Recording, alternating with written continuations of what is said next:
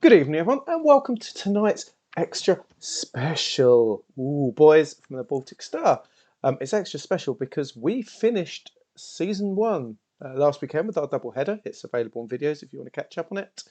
And what we're doing tonight is what we did a few months ago, where after 24 episodes, we're summing up the following 17, 18 episodes in a shorter evening to give you guys a chance to just catch a vibe of what was going on. It's a nice way of catching up if you've missed a few episodes, or if you want to get up to speed. We thought it'd be nice before the winter break and season two. What we also thought would be nice is to just enjoy it as our big Christmas party blowout. So we're here. We've got our booze. We've got some traveller mug going on. All the good stuff's happening. I got my geeks hat. I don't know about you, Ewan. Got my festive hat. Indeed. There we go. Things are all looking good in the hood.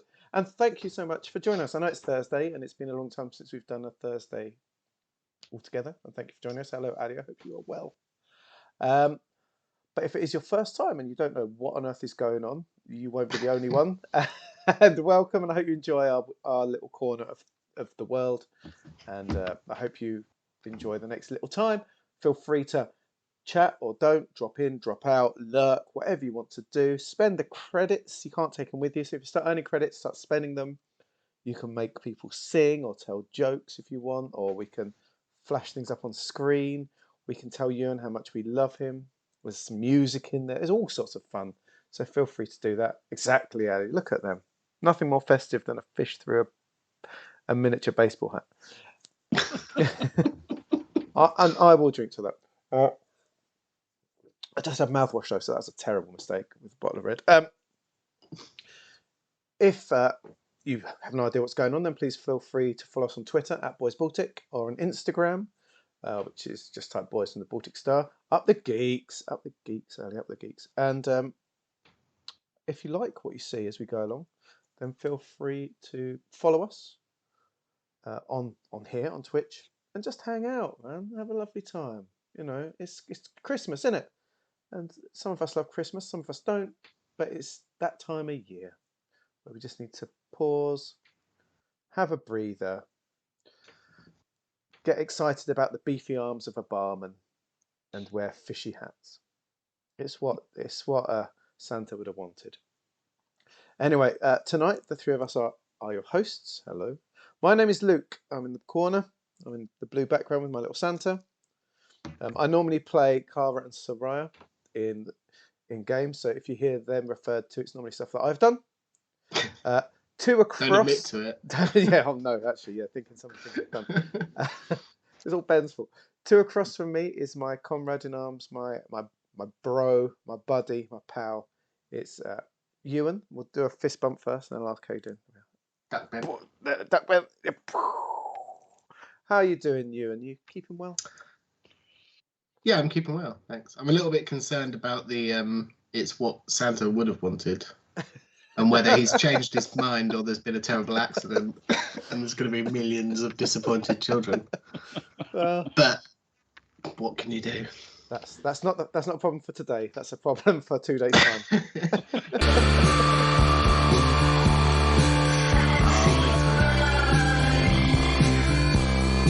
Yeah, he is. But yeah, I'm good. Thanks. Apart from that. Oh, I'm glad. And between us, like the rose between thorns, or the thorn between roses, really, I guess. Like that little bit of sediment that forms when two opposing liquids and things are separated. That scuzzy area. The man who lives 24 hours a day in the Twin Peaks dream sequence. It's our GM. It's the smartest man in any room he goes into. It's Ben. Good evening, Ben. How are you? I'm well, thank you. I'm very well. Yes. Looking forward to this evening being relaxed and low pressure and desperately trying to remember what the hell happened a few months ago. Oh no! Hopefully, we'll be able to trigger our minds off of each other. Of course, it's all wheels within wheels this good evening, because I dropped something off at Ewan's about a few hours ago, and I actually had a drink with Ben an hour before that. So it looks like we're welcoming each other. We've seen each other lots over the last couple of days.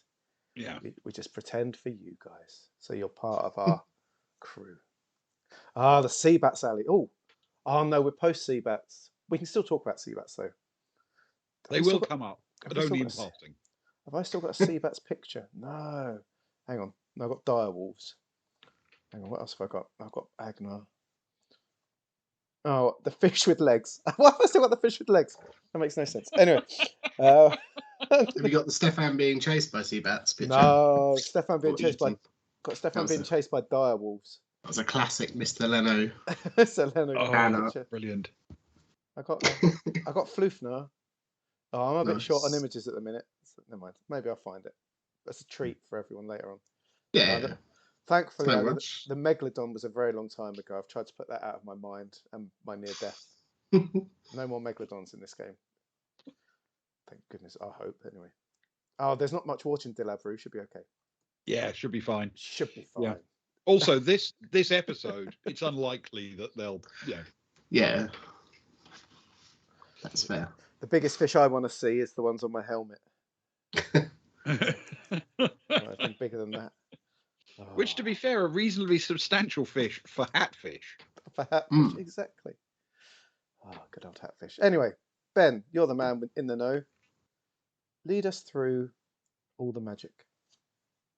All right. Well, let's sort of begin at the beginning, shall we? That's a very good place to start. Starting right at the beginning. This is right at the beginning of the campaign and before the stream even started. So, in the beginning, the travellers met on the barren world of Dilabru, where one of their number was retiring after a storied military career. While there, they went hunting some large and dangerous predators called moamps, in the company of a biologist who wanted to see them for herself, which she did, terminally. They returned her remains to her colleague, found they were being followed, caught and hired the follower, one Greyhill Bast, as their steward, and joined a scientific mission to explore and survey some relatively unpopulated worlds. They had an adventure on Tufa and reached the world of Brightsea, where several things happened. Their expedition unaccountably found it had run out of money, so they decided to take over the ship, the Baltic Star, and go looking for adventures on their own. They met their first customer, a woman called Zoe Hathaway, who hired them for her journey to Kigarisa. They also had an opportunity to make some quick money by selling the services of their geologist, Sammy Kress, to an entrepreneur by the name of Anton Fess, who needed some rock samples analysed. During this deal, the travellers became suspicious of Fess and decided to jump out of system early, evading whatever he had planned for them. In delivering Zoe to Kigarisa, they found she was worried about a ship that she was supposed to meet in orbit, which had unaccountably failed to report in. The travellers decided to accompany her to a mysterious world in the Great Rift to investigate.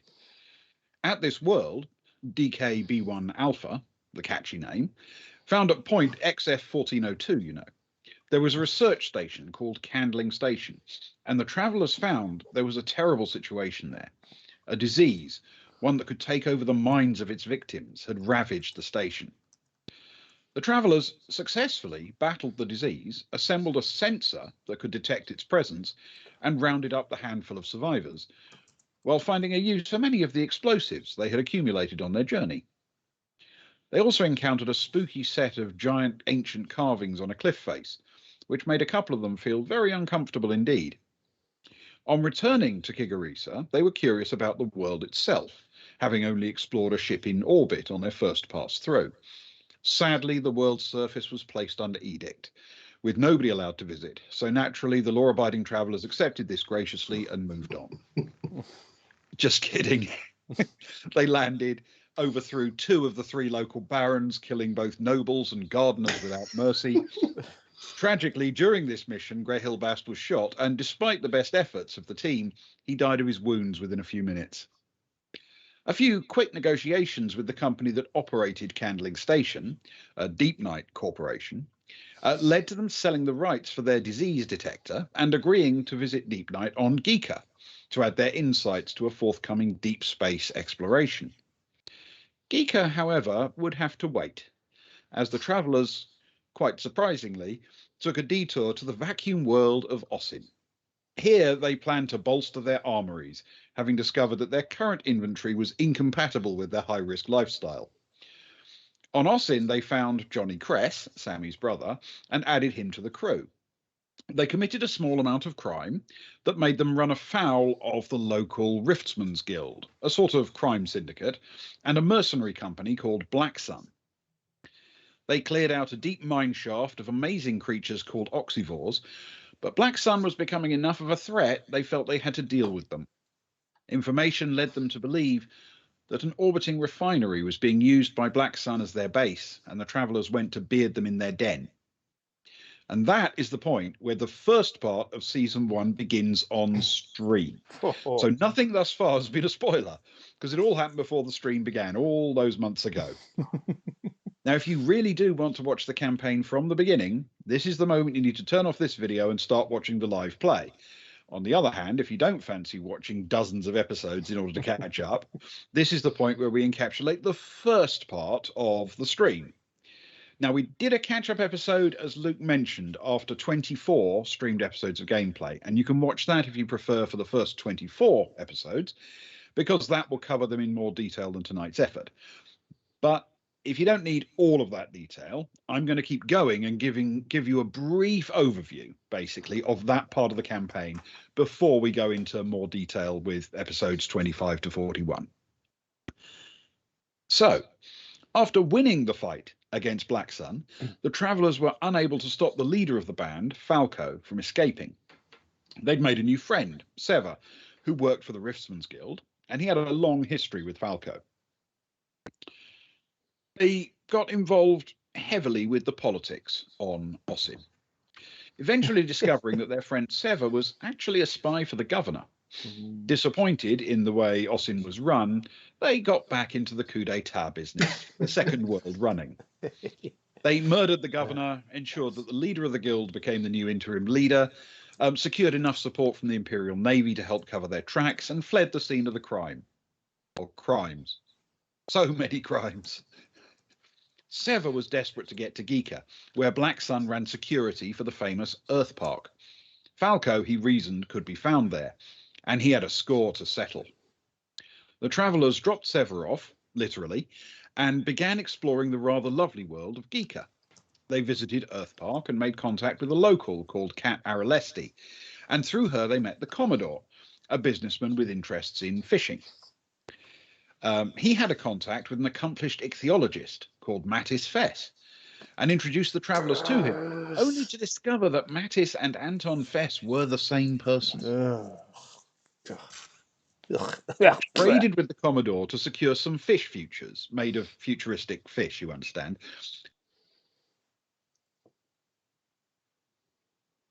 Following leads about the areas that Fess was interested in.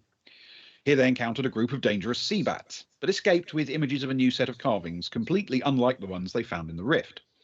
Meanwhile, they decided to recruit Kat to join the party, and the Commodore introduced them to one of his friends, a noble Aslan by the name of Paral Karar, who seemed very happy to meet them. They later found they were being followed, and in the famous Cascade nightclub, captured their pursuer, who turned out to be a member of Zodani Special Forces called Stella Nest. They left her alive, but marooned, and then made use of their friendship with Karar to secure access to Earth Park again, where they expected to finally track down the missing Falco, as Sever was desperate to exact his revenge. In an extremely awkward trip, they discovered that Karar's assistant, March Temple, was someone they'd already met, under the name Stella Nest, the Zodani commando. An uneasy truce seemed to be observed on both sides, and pursuing Falco into Earth Park, Sever finally got his revenge, as Falco made an error of judgment in attempting to flee through a pen full of direwolves, a decision he regretted for the rest of his life.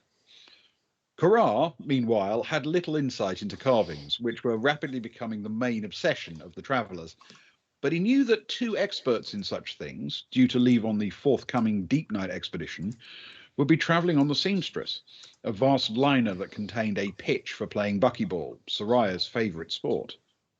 Karar offered them passage in his suite on the Seamstress, a suite they would be sharing with March Temple and the Commodore and Cat Aralesti.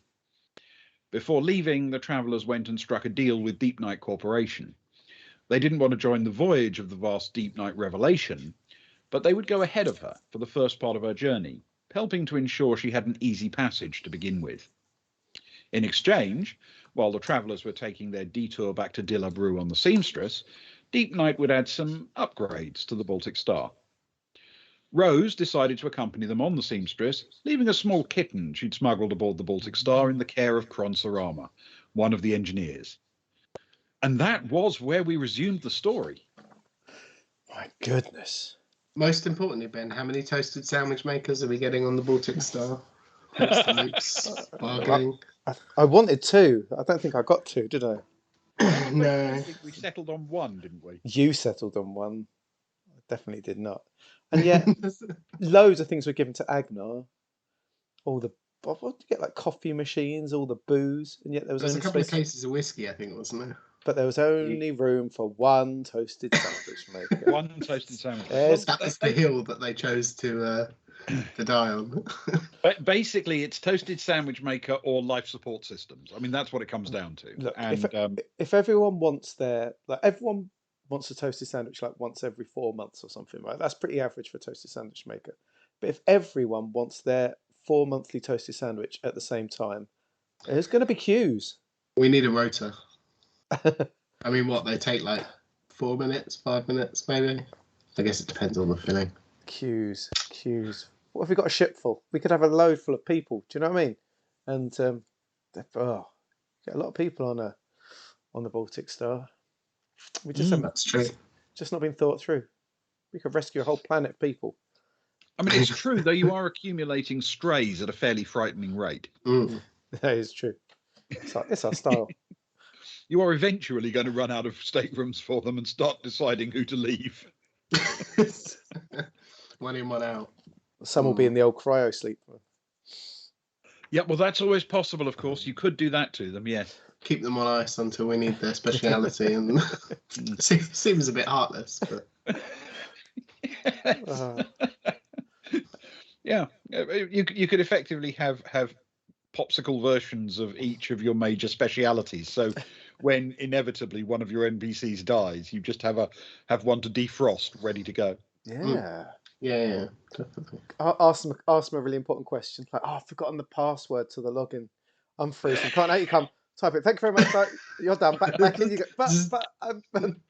Back in the tube. Back in the tube. Oh, what a way of living. That's too bleak. That's too bleak even for me. At least you can let them have a drink first. Oh no, because they might wake up needing a wee. That'd be terrible. I mean, we could catch them up with current affairs, maybe. That's a nice idea. Yeah, show them the catch-up episodes. Yeah, well, yeah, essentially. Tell them which planets we've overthrown the governments on, or at least attempted to, I suppose. Yeah, you should have a little thing in your bar, shouldn't you, of the planets where you've literally overthrown the government. Like notches on your headboard. Perhaps a league table of which ones have improved post not rebellion, that's the wrong word. Post coup. Post coup, yes. Who's Well, improved the maybe most that's the and way to go. Yeah, maybe that's what you which need to ones do. haven't gone so well. Don't tempt me to knock something up for that. Don't you dare. I'm already picturing the graphics. Okay, so that is effectively where we took our mid-season break, as it turns out. I don't think we called it that back then, did we? It was just a break for convenience reasons. Mm. And it pretty much coincidentally happened to line up with when the party left Geeka and got aboard the Seamstress. Oh, we were so young back then. So full of So hope. naive. It feels a lifetime ago, doesn't it? It does. Hey, Spider Queen, how you doing? You doing good? I saw you got your jab today. I got mine today. I've got a dead arm now. So we could be part of the Dead Arm posse. Spez as well. Look at this. Hey, Sparrow. Everyone's Hey, joining up. Mate, you're doing well. Good. Anyway, you're just about to join us. We're just to start in our actual run through of the episode. No, so fluff. Just So floof. Quite right. right. I need to get a graphic up. Don't Nice I? to see you. Right. Yeah, Chunk. I think we've now essentially done, admittedly very, very quickly and only at very superficial level, we've covered everything that happened pre-stream and everything up to episode 24, where we did our last catch-up episode. So it feels like it might be time to take a look at episode 25, don't you think? I feel that feels right. Okay, well, let's do that then. So let's begin with the intro that I gave at the beginning of episode 25. Mm. The boys from the Baltic Star finished off some final tasks on Geeka before deciding to return to the Baltic Star. They arrived in time for Richard Davis's leaving party and selected the members of the crew who would accompany them on the Buckyball cruise. Rick Verlo, Gerg Sutter, Sammy and Johnny Cress, Rose and Zoe Hathaway all came along for the ride. They then called for transport and were taken to the Seamstress, the cruise ship that would presumably be their home for the next 2 weeks. They found their rooms, learned how the ship is arranged, and discovered that in addition to the buckyball pitch, there was a ski slope and the most elaborate swimming pool, or possibly hot tub, they'd ever encountered. Their suite, provided by Paral Karar, is enormous and perfectly situated to enjoy the sport. They were even offered seats in the Geeka fan section, so they could cheer their team on surrounded by the like-minded. On board the Seamstress, they expect to meet some archaeologists who might be able to help them understand why the word carvings seems to come up very often in their journey. And no doubt in the thousands of other passengers aboard, there might be many more adventures to be found as well. And that is where we resume the story. So that was the intro for episode 25. What a retirement party it was as well. It was a good I know it's probably covered last time maybe, but it was good. We chatted amongst crew members that we hadn't really spoken to much and kind of ignored. Yeah, you can't be friends with everyone at the end of the day. Yeah, we made a conscious effort to include the people that perhaps we don't normally include. Yeah, though it is worth noting, you brought Gerg Sutter along and then completely ignored him for the next 17 episodes. Yeah, sure. But we made the effort, the initial effort, anyway. I'm sure he enjoyed himself wandering around, bit of buckyball, bit of brunch. You know, what more can a man need? Didn't get caught up in a murder investigation. I feel as though we were doing him a favour, really. He wasn't even invited to the meetings, was he? He just sort of went to bed. He was just sat in the corner, maybe. I haven't seen you guys for a few days yet. You had a lovely, relaxing trip. Yes, indeed. So this was, of course, the episode with the pre-match party at Duke's, wasn't it? Oh yes, or the one where Soraya has her best evening ever. Yes, because the party split up, if I remember. And Stefan went to the kookaburra on the other side. Yeah, yes. Yeah. Didn't really do much. Didn't achieve an enormous amount, but started investigating. Yes, and there was the first trip to the ski slopes, of course. Yeah, I feel as though that was the shining moment of the episode for Stefan. His most enjoyable. I tend to agree. It may actually be one of the great moments of the entire campaign so far. It is Stefan working out that he could slide down a ski slope on his backside. Yeah, well, you know, somebody who doesn't care about social niceties and hasn't seen much snow before. Indeed. They're going to throw themselves down the ski slope. Good times. It sounds like you've just described a panda. Stefan, like a little panda. No social niceties. Never seen snow before. Oh. I mean, you could say that about a lot of things, really, couldn't you? No, it's panda. Sharks. No social niceties. Haven't seen much snow. Throw themselves down. They can't throw themselves down their backside, though. That's true. That's true. Yeah. So it was at the Duke's party that you got to see Matilda Van Cotswolds throw the ball through the wicket. Yes. and Fade and Proust try and do the job in the return trip and not achieve it as well, which was good. It was a good moment. It was good. It was indeed. If I remember correctly, she caught as well, didn't she? She caught the ball, and we were giving it all that. She was loving it. She threw it through. She caught it beautifully. She was living the dream. Yeah, and the fans got to have a go at the same trick one after another, and I'm pretty sure Soraya nailed it, didn't she? She did. Let me read. Of course, I'll have made a note of this. Let me have a check. Through. Yep. The other captain missed the bowling tube. Soraya caught it. She threw it. It was just moving off centre. It caught the inside of the tube, but it did make it through to the podium the other side. Fantastic. Although that was not her greatest moment of the night. The greatest moment was when, after she'd given her jacket to Agnar, he went to the famous Achilles von Cotswold, who autographed the jacket and hid one of those little holo cards, which her hero. Yeah. What a joy that was! What a start! Yes, indeed. I forgot the holo cards. I'm collecting. I've got 3 now. I'm collecting them. I'm going to have to come up with some graphics for them as well. Actually, I'll tell you what. If Spider Queen's still here, she's busy at the minute with all the graphics. Get some holo cards. Lovely. What a treat that was. Yes, indeed. Well, it was a nice party, and this was also the episode in which you started to learn the geography of the ship. Where you were and where the pitch was and how to get around and where everything sort of fitted. I don't think you visited the hot tub end this time, but you sort of learnt about it being the other end of the ship from the ski slope. Yeah, we learnt about the climate control, didn't we? And how it generally leads to the ski slopes and the hot tub. Yes. Area at the front. The front of ship, right? I think. Front of ship. Yeah, front of ship, yeah, the hot tub. Yeah, it's essentially a method for making sure that you could control humidity inside the buckyball pitch. Yeah. By taking cold, dry air or warm, wet air and moving it into the space en masse, and that, I mean, it makes sense in my brain at least. Exactly, right? Yeah, definitely. I think it works. It cycles. I like it. It was well thought out. It's a science fiction spaceship. What can I tell you?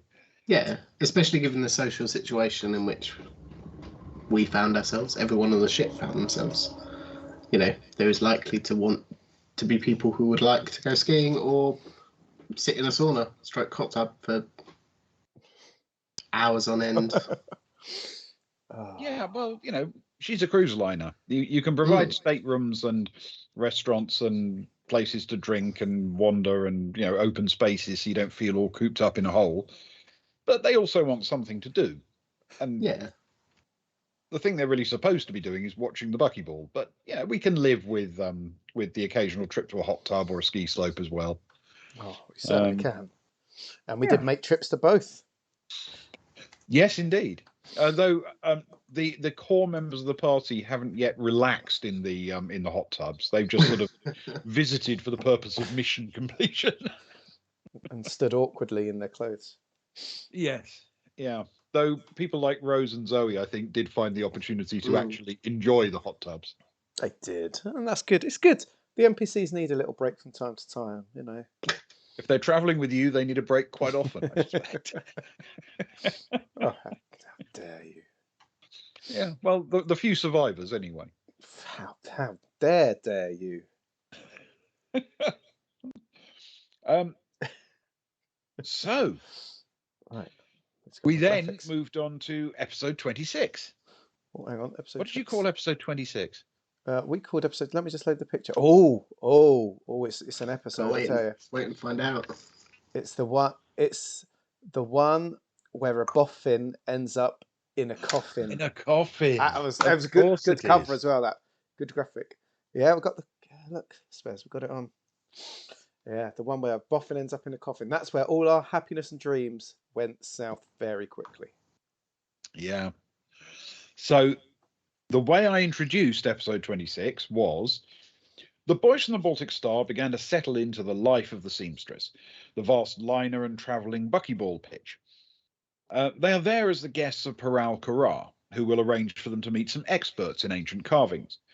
Coming up is the match between Geeka and de la Brue, but first there are various pre-match traditions to be observed. Not technically a tradition, but faithfully observed anyway, there was a short tobogganing session first. Kara arranged for Soraya and Agnar to attend the pre-match party at Duke's Tavern. I'd forgotten that Kara actually sneaked them in effectively. That's true, Yes, isn't it? through the thing to get them in. Yeah. Where the Geeka team, Captain Matilda van Cotswolds, began a traditional passing of the ball through the wicket between Dukes and the Kookaburra opposite. There, the de la Brue captain, Faden Prowse, was slightly less successful in returning it. Meanwhile, Kara had also arranged for Stefan to visit the Kookaburra, where he dosed Proust with some truth serum and extricated some secrets from him. Yes. It's a good job he wasn't dope tested, isn't it?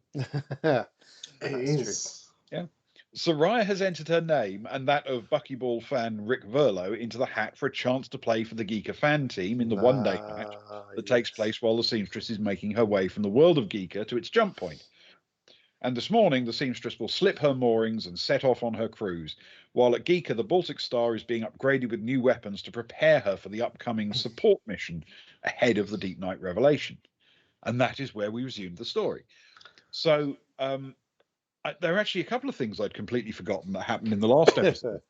Yeah. I'd forgotten that Kara actually sneaked them into the party. In fact, I've got it. She got Agnar's. If Agnar got him, she got the name Matheson Smythe.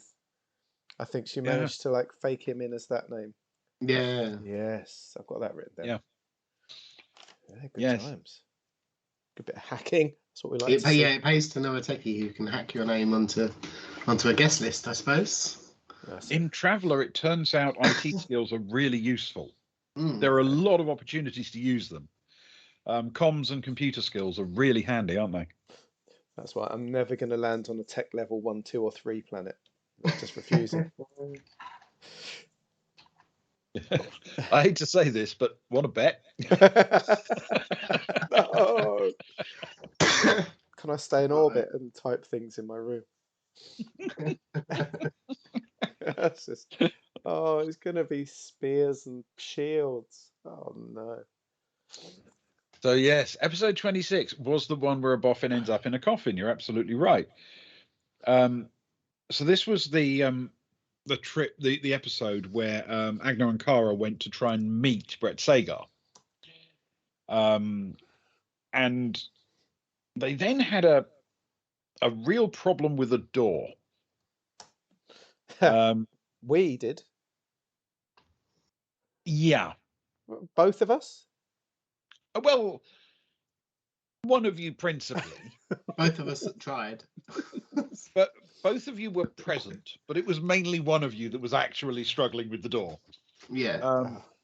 Agnar has many strengths, but among them is not strength.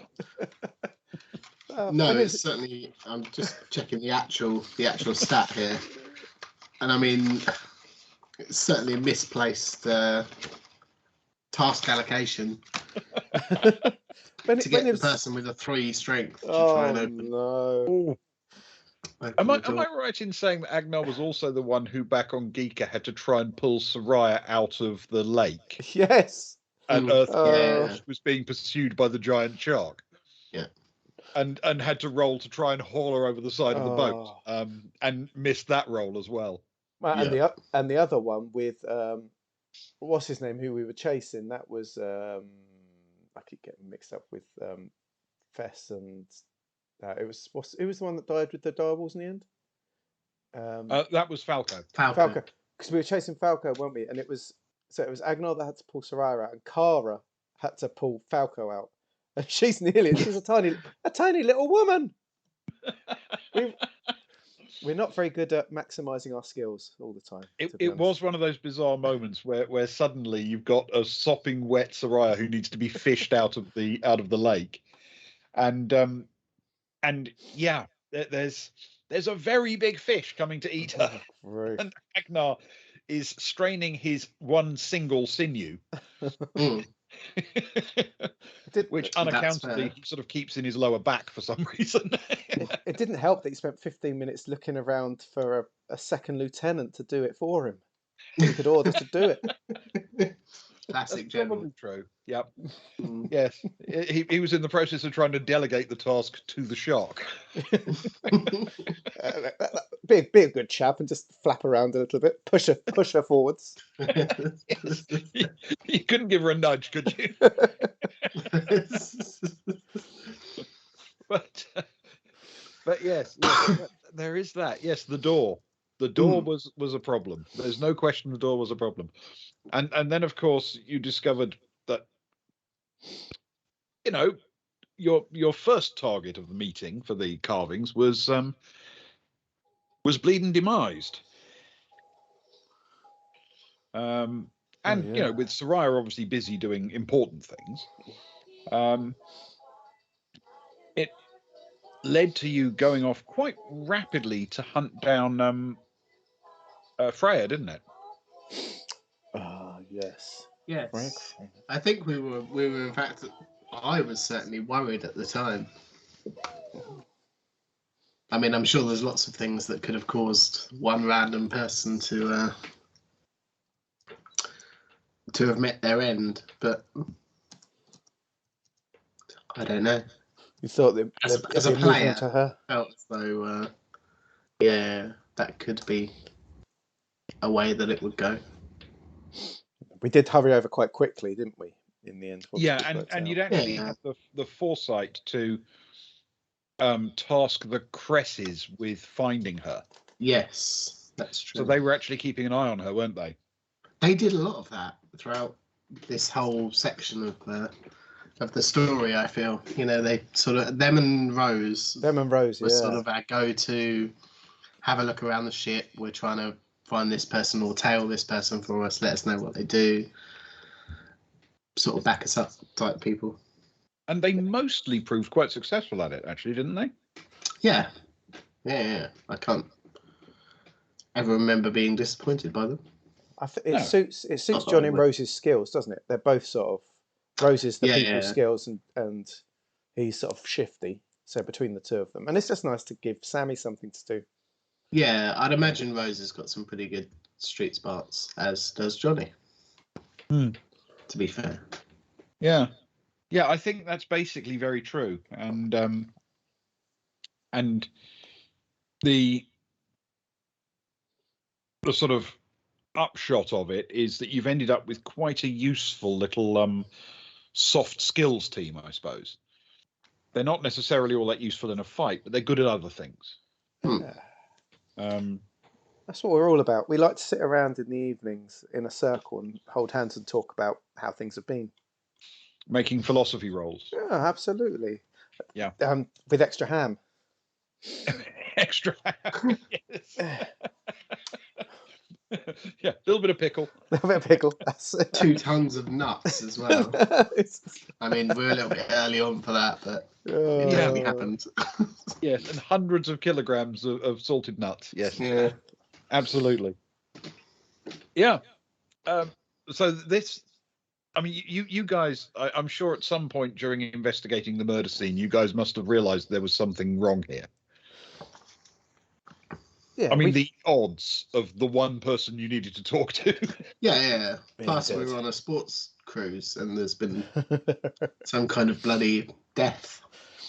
I suppose we couldn't say for sure better at the time, but if I remember correctly, well, I'm looking at the things. It was brutal, right? Multiple stab wounds. The bedside cabinet was cut to kindling by a blade. Face twisted in agony and horror. Yeah. And then we saw that bit of, as we left, that bit of the belt fell down. Yes. Yeah. The first real clue. Yes, Pharaoh, I did kill him. He knew months ago. Pretending it's all a surprise. Yeah. Well, actually, this is one of those things that I don't know if we've sort of made it clear on the stream, because it's not a secret. there are certain themes and incidents that happen on the campaign that are sort of not exactly requests, but certainly inspired by ideas that come from the players. And one of them was that a Murder on the Orient Express kind of thing might be fun. So so we, I ended up essentially creating one on that basis. That was nice. It was a nice change of pace because we'd done a couple of planets where we'd gone big in politics and sort of revolution. It was quite nice to do something very different again. And we're not a big shooty group. We'll have the every now and again a combat's quite enjoyable, but we don't need one like every week or something. So some thinking is lovely. Yeah, so a bit of investigation, a bit of analysis. So yes, they wanted a Murder on the Orient Express, so I came up with a murder on a buckyball ship for them. The same principle. And in fact, this episode, I've made a note of it because it's so important. Cara did make a philosophy roll in this episode, so she philosophized about whether the belt could have been about presentation for a presentation. Yes. It's playing music again. My toy. I've got a haunted child's toy in the room. Sorry. It's possessed. A bit worried about Save it for Until Dawn. No, that's leaving the room when I'm playing Until Dawn. Jumping up as it is. Yeah, it's funny he doesn't realise I've got a little button on my phone and I'm just periodically randomly turning it on. Oh man, terrifying. Sort that out of the break. So yes. Sorry, go on, Ben. No, please. I was going to say, was this? Did we actually find Freya in this episode? Was this the first appearance of Flipper? No, we were going to head off. We finished it heading. We just found out that Freya was at the spa, so we headed off. Yeah, you had literally laid eyes on her at the end of the episode. That's right. Yeah. Yeah. Yeah, you had literally laid eyes on her, but nothing else at that point. So you sort of found yourself a murder to investigate, and I think it speaks well of you that your initial thought was to go and find Kranev on the basis that she might be at risk, rather than she might be on the run. Well, naive, too trusting. Take the pick. We're a bit of both, really. Yeah.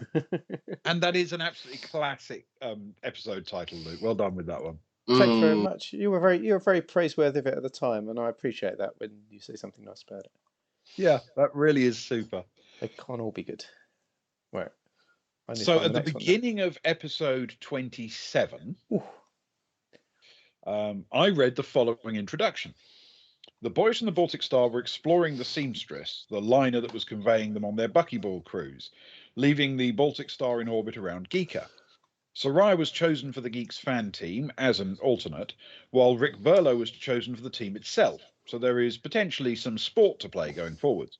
Meanwhile, Agnar and Kara went exploring to see if they could make contact with Brett Sagar, renowned expert in carvings and ancient remains, and they made their way to his stateroom with high hopes of learning something of interest. Sadly, it appeared he had met with some violence. So after carefully examining the crime scene, they left, sending Sammy and Johnny, the Cresses, to find and chat with the other carvings expert on the ship, Freya Kranev. She was found alive, hot tubbing in the bows of the ship. Agnar and Kara made their way to meet her, and they just spotted her and were being waved over by the Cresses. And that's where we resumed the story. And the thing is, I must have made that joke last time. Sorry. Not even a joke. Just grammar. Yeah, that I'd sort of forgotten the exact sequence of events of when and how Soraya got into the fan team, of course. Yes, the fan team. Because she was originally selected as an alternate, wasn't she? She was. And then she unaccountably became promoted. I thought for the best it proved in the end. Though her, I'd say that her performance in Dukes, that first evening, warranted the promotion in and of itself. Oh, I don't disagree that she was the right choice. I'm just pointing out that she didn't necessarily get that selection in the most honourable way imaginable. Someone, a professional, was it Kennedy approached another player to ask them to step aside for her? That's right. Yeah, good stuff. That's what we need. It reminded me that Cara got to write some signs, which was magical, which you never went. Yeah, that was good, wasn't it? Rick Verlo has the best googlies. Rick loves to stroke one off his middle wicket. That one was a bit cutting edge. That one, sailing a bit close to the wind. That one. Slightly below the belt, if you ask me. Dilabru is for Moamps and losers. That's a nice flashback to Moamps in Dilabru. Yeah. The geeks tonk it for weeks. That's classic. That could be on a t-shirt. Yes. That's okay. Verlo, can I shine your ball or polish your helmet? That was a good one as well. And then just Sarai's going to kill you, which was basically bit brutal. Yes, there's sledging, and then there's the point where it just becomes death threats.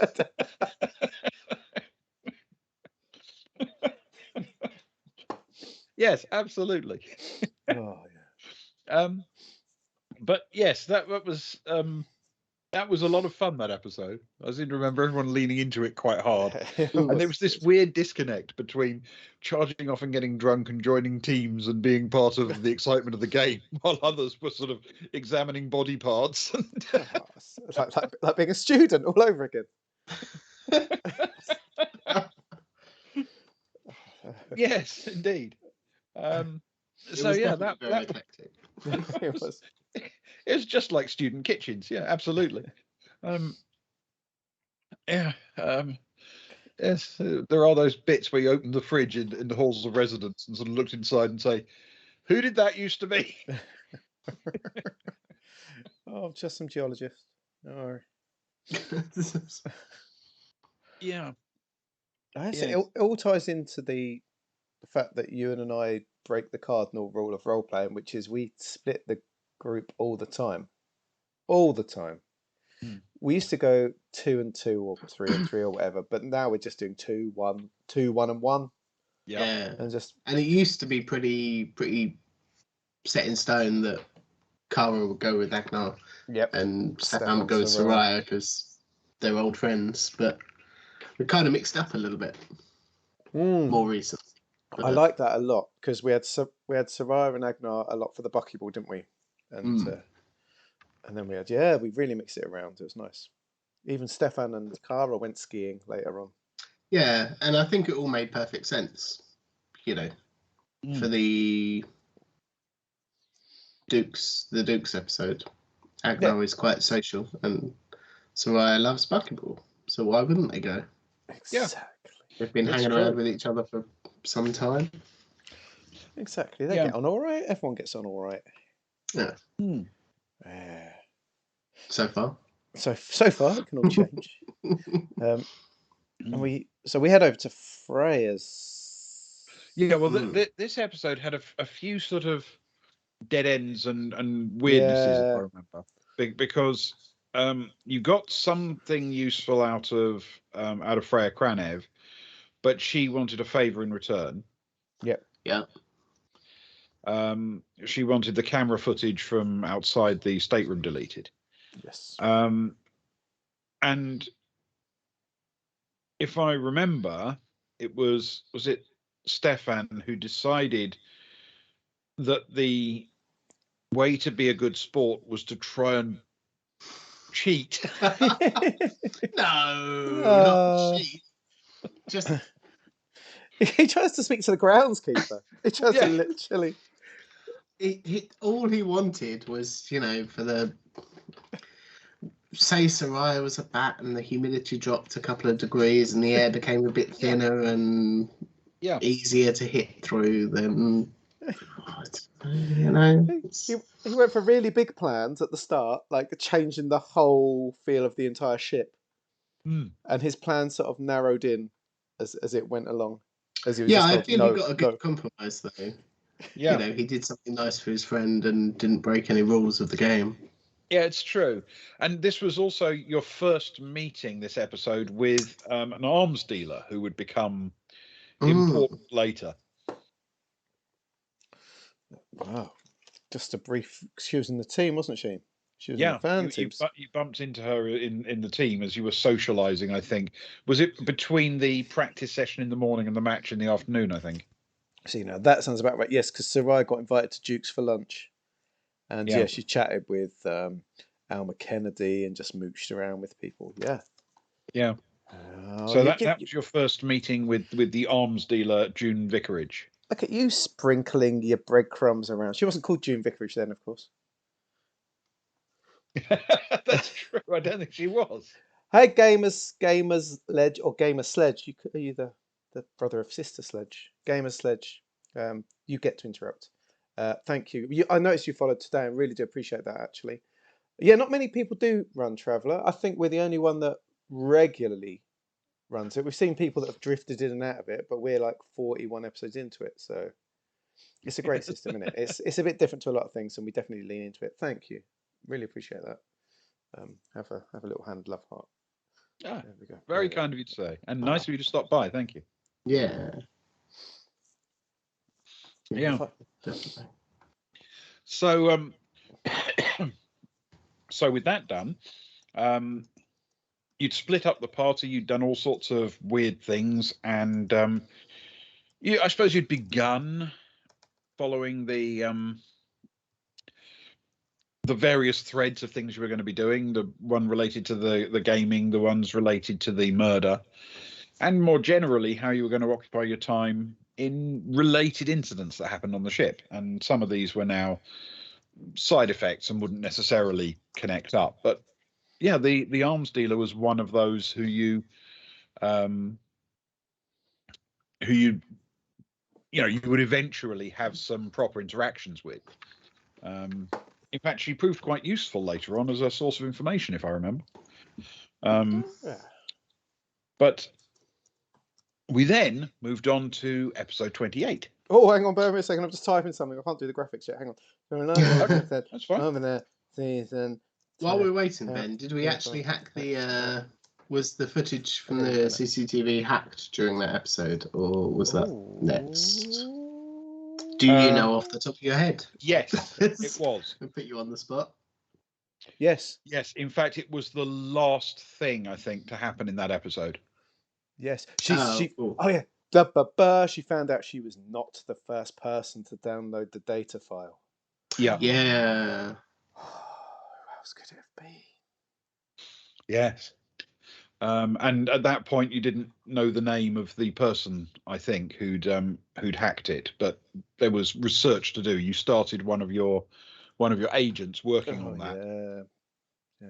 Yes. I robbed really badly my agents the whole time I was on the seamstress. Every single search seemed to take to the end of the day. So, oh goodness sake, I need to upgrade this computer on Dilabru. Get some more so than your +4 or whatever it is you already have. So when we started episode 28, I gave this introduction. Our travellers have split up into 3 groups as they spend time aboard the Seamstress, the dedicated buckyball cruise liner. Soraya, along with Rick Verlo, has completed her chance to get comfortable in the huge sports arena before she turns out for the Geeker fan team in the afternoon. Stefan, accompanied by Zoe Hathaway and Rose, made an attempt to cheat the game to make it easier for Soraya to carry the day for the team. It went poorly. But he did arrange for a special entrance for her as she entered the pitch for the match.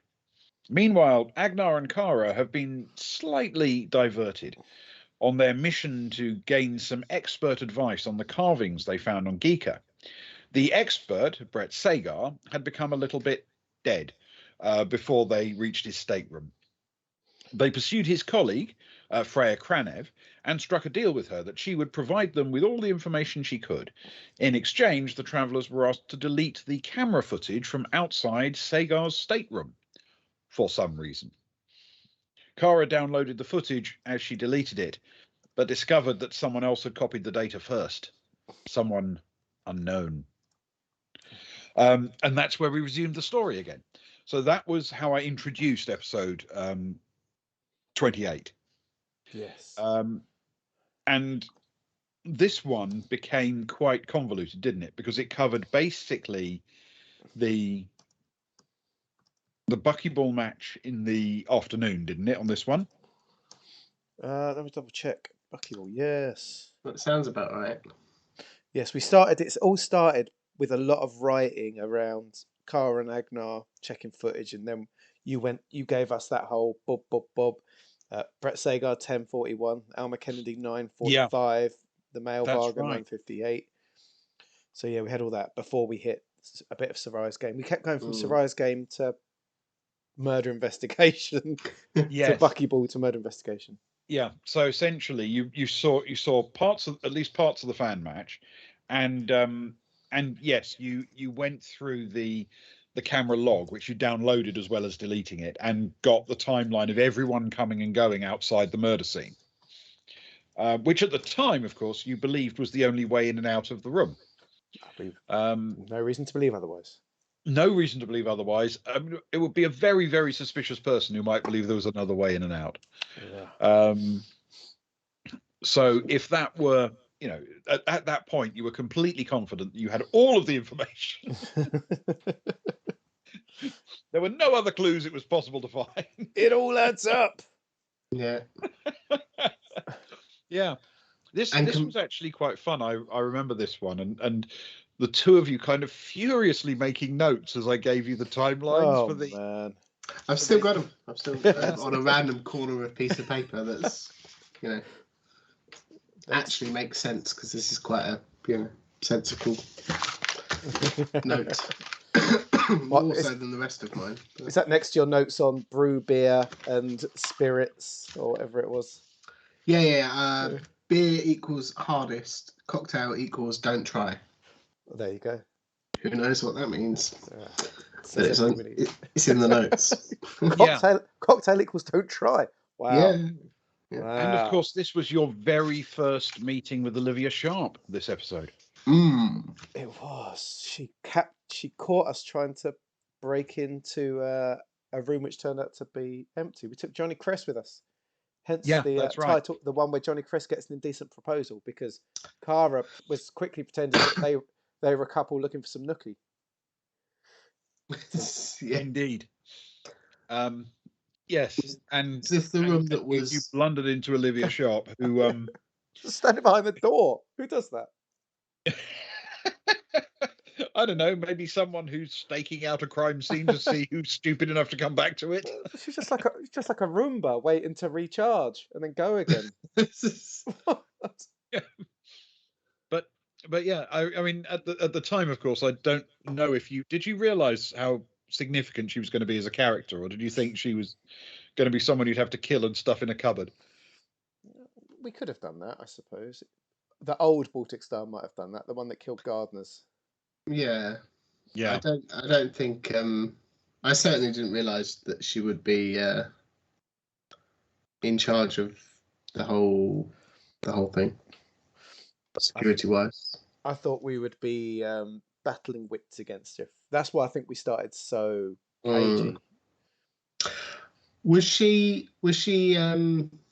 I forget which room she was in, because there was a passenger who was there but wasn't actually there, or never actually existed, and she was in the other room of the three, wasn't she? That's right. Yeah.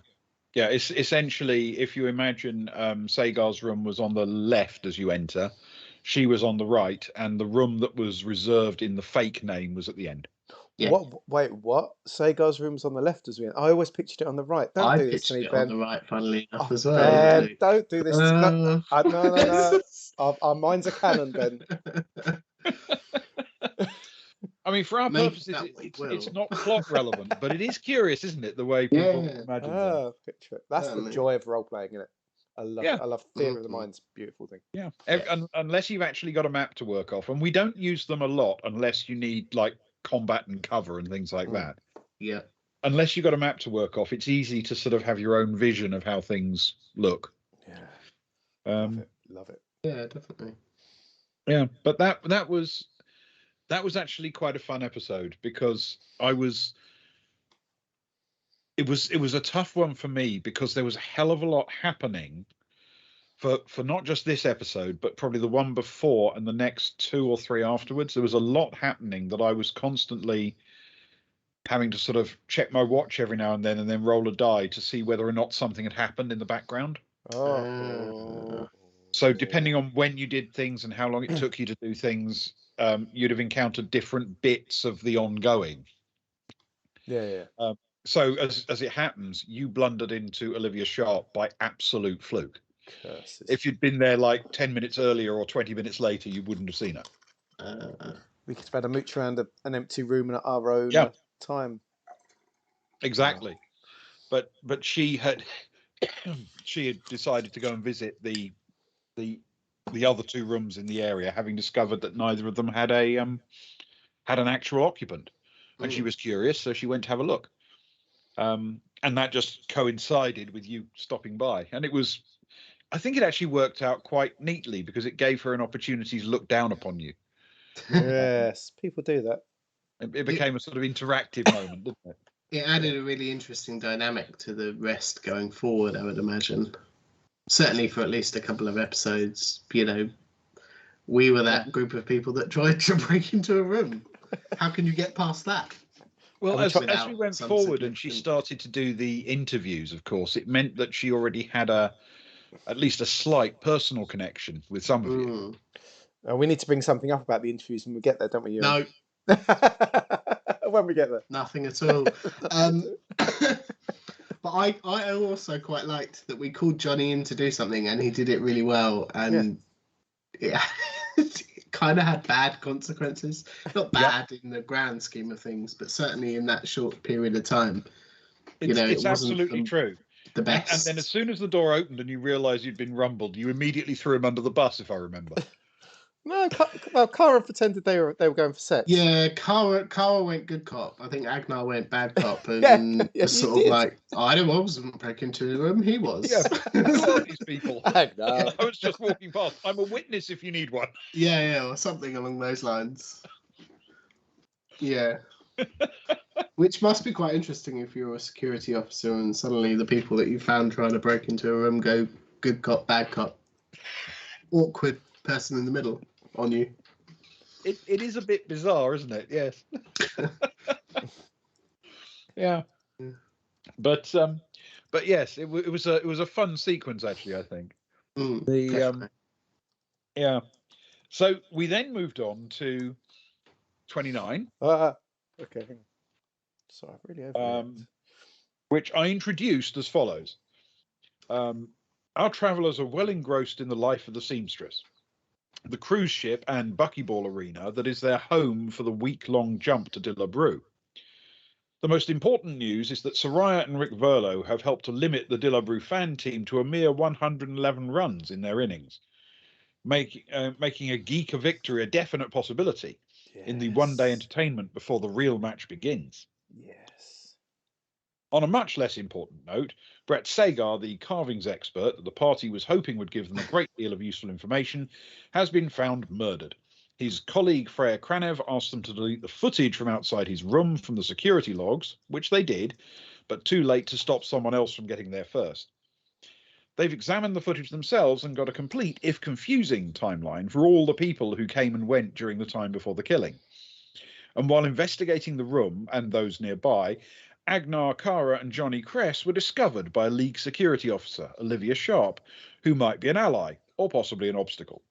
She eventually lets them go about their business, but not before revealing that she isn't investigating a murder at all, just the disappearance of Sagar and a suspiciously large amount of blood in his room. And that is where we resumed the story. So, yeah, at that point, I I'd actually completely blanked that somehow. I'd completely forgotten that for quite a while she wasn't looking for a murder. Two things, Ben. Firstly, the fact that she wasn't looking for a murder really made me suspicious of her. Like, she was in on it, which I think was half the trouble of us going around just doing what we wanted, because we were like, oh, we're going to catch, or certainly from my point of view, we're going to catch this league security person who's in on this murder. That's why there was distrust between both parties. In that I mean, regard. at least it's my excuse for the behaviour that we exhibited on the ship. Your behaviour. I was very well. But mostly Stefan's, but yes, Mostly. yeah, mostly. And I completely forgot my second point. It's not important. But I was really thrown when she wasn't investigating a murder; she was investigating this person. It was, right. Yeah. It put a lot into the mix, I think. Yes. I wasn't aware that you'd found that suspicious. I suppose it could be. You're right. From my point of view, she was investigating a disappearance because a disappearance was what had been reported to her. Yeah, sure, which makes sense. But you're right. If you happen to know it's been a murder because you've seen the body, yes, which you guys had. Yeah. Well, of course, because by the time she checked it, the body was gone, wasn't it? It was just blood. It was just the blood on the floor, and the little cube. Because we snuck in. Was this the episode we snuck in? The little cubes were there, weren't they? So yes, it didn't. Yeah. Oh no, that's next. That's next episode. My second point, which I just remembered, was it's the second episode in a row that you'd brought up that Brett's colleague had asked us to remove the CCTV footage, which I feel is a line of inquiry that we completely ignored, even after being prompted at least twice in the lead up to the episodes. I mean, it might have been there, but it might have not been as pressing as other things that were happening. Perhaps that's a generous way of looking at it, but yes, yeah. You didn't extensively focus on it. I think you actually arguably haven't yet focused on it. Yeah, there's important things and there's unimportant things. Yes. 11 episodes from now, 12 episodes from now, you still haven't paid it that much attention. Yeah, but I remember after the first when we first discovered the body, I'm sure Luke and I had a discussion about it. Like, oh, why does she want us to delete the footage? Like, I can get that, and I think then we settled on, oh, she was storming away or something, and hadn't she said that she'd had a bit of an embarrassing situation, like socially, and we kind of accepted that, I guess, which may be true. Who knows? We didn't investigate. Yes. I mean, it's good fun, but you've found out most by the end of this, I think, of what was going on. Yeah. It's something that we remember you've got a little bit left of this cruise, then you've got some Dilla Brew time. You may even catch the return leg of the cruise on the way home. There is no avenue that's closed off to you for further investigation or discussion, if it interests you. So we'll see where it goes to. But yes, there are questions you either didn't ask or didn't pursue. A few of those, but there are other things you went through in extraordinary detail. There are a couple of things I was sure you'd be asking about and never got around to.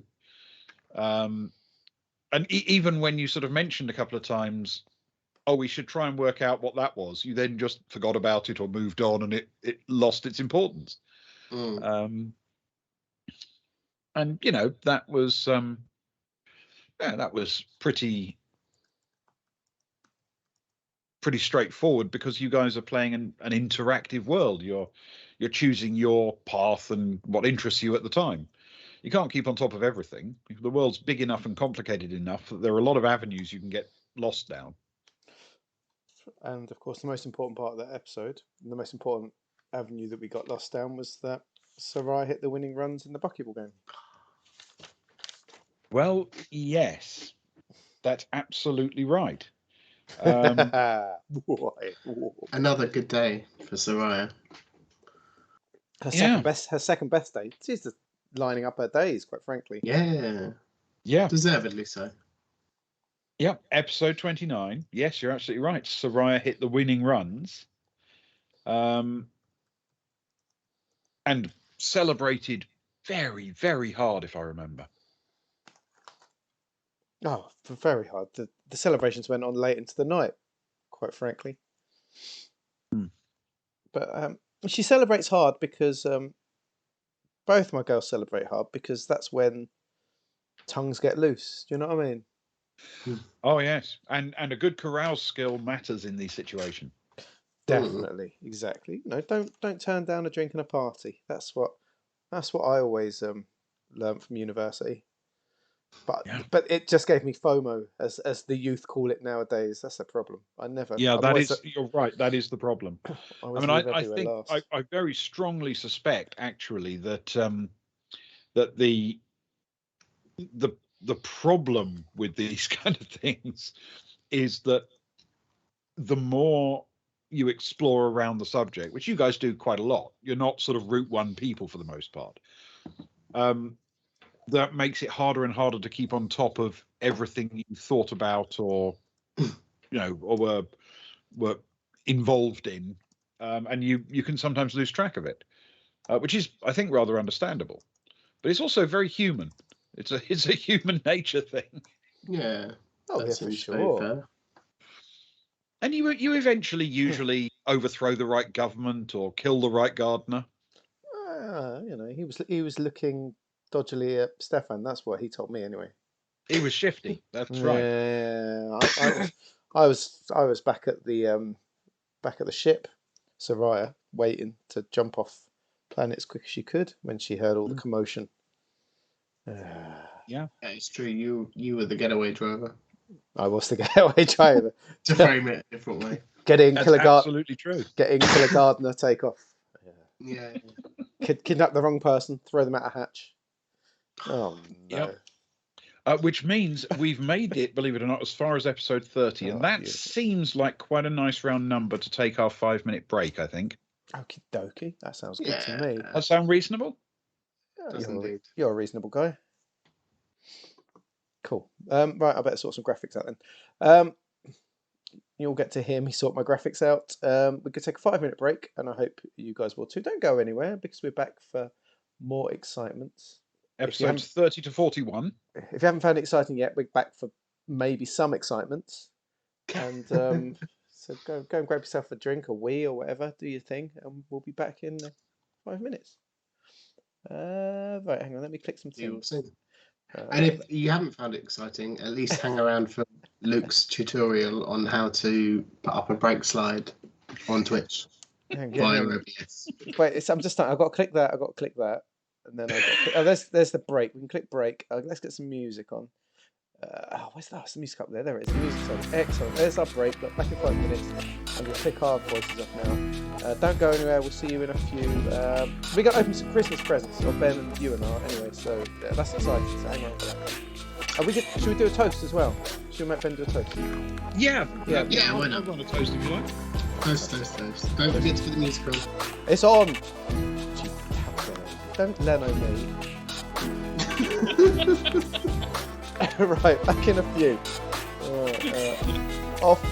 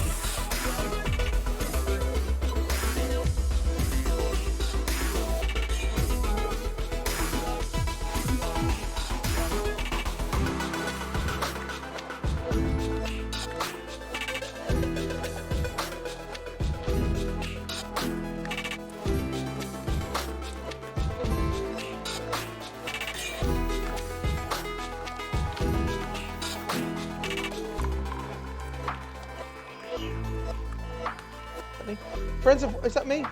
What? Friends of Wampus has followed us. Thanks, Friends of Wampus, if you're here. We appreciate the follow. So I've just come in from the cold, from the silence. I'm going to the loop now. But thank you. Sorry, I'm taking a costume change. That's what the cool stream's called. We've had the costume change, but thank you, Friends of Wampus. It's a beautiful name. It's a beautiful follow. And we'll be back. Cheers.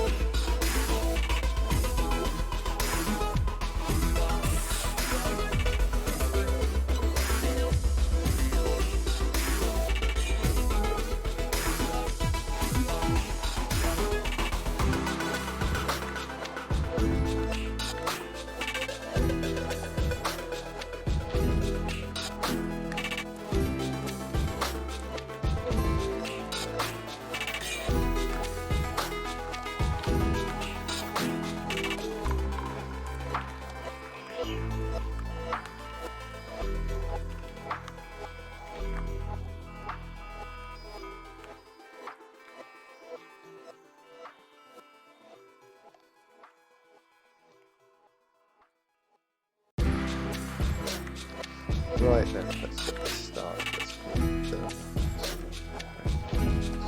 put that black screen. Everyone loves the black screen. Music on. Music off. They're on. We're back. we on? Good. We're on now. Hey! Welcome back to the slickest and smoothest produced show on the whole of Twitch.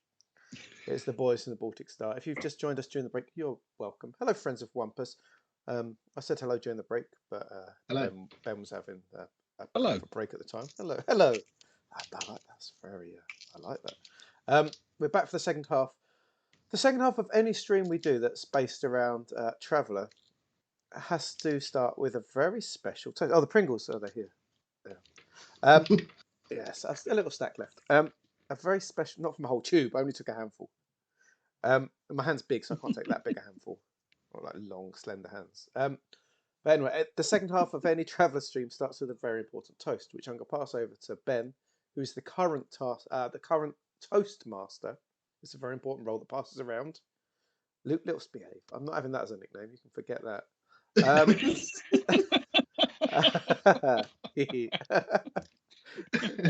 In cricket, I'm called Half Pint already. It's bad enough as it is. It's supposed to drink half pints before the game, so I took my bowling too seriously to drink like loads of pints. And my brother's 6'5" and I'm only 6'1", so Yeah. Only. But anyway, Ben, explain what's going on before I get more nicknames. Every time we do a Traveller stream, immediately after the break, we raise a glass to a fallen comrade, an NPC who travelled with the group before the stream and sadly died before the stream began. But nonetheless, we still remember him fondly, and more than fondly, with honour. And I've been using my turn at the toasting to regale you with some of the myths and legends about how he came to be the greatest barman in the galaxy. And here's one I heard in passing a while ago about him. It seems that he, in this version of the legend, grew up in a small but quite important, very cultured town where he learnt the skills of bartending at the knees of craftsmen while he was a youngster. And it so happened that some distance away, two cities of significant power were undergoing a bit of a rivalry. You see, one city, the son of the ruler there, had abducted the daughter of the ruler of the other city to take for his wife. And though at the time the sort of local feeling was that it was just a bit of woman stealing and not too much to make a fuss about, the reality was that the father of this woman did feel very strongly about it. And he called for allies from all over the land to go and form a mighty army. And Greyhill answered the call. And he went and joined this siege to get the woman back. This siege went on and on and on, and eventually it fell to Greyhill to come up with a plan to end it. And he created a stratagem. He decided that what would happen was that the besieging army would withdraw, give up, leave. Eventually, the siege had gone on for too long, and they would just abandon the whole thing. Too many had died, too much time had gone by. It was time to call it quits.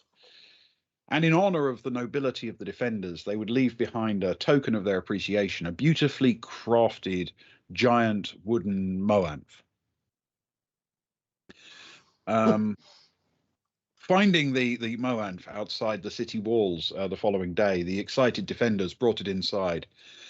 And that night, a cunningly designed, beautifully crafted secret door in the belly of the moanth creaked open, and a group of specially trained soldiers crept through the city to open the gates from the inside. And before dawn, the mighty army had returned, and this time flooded through the open gates to capture it. Now, in honor of his remarkable accomplishments, of course, Greyhill was allowed his pick of any item from the treasury of the fallen city.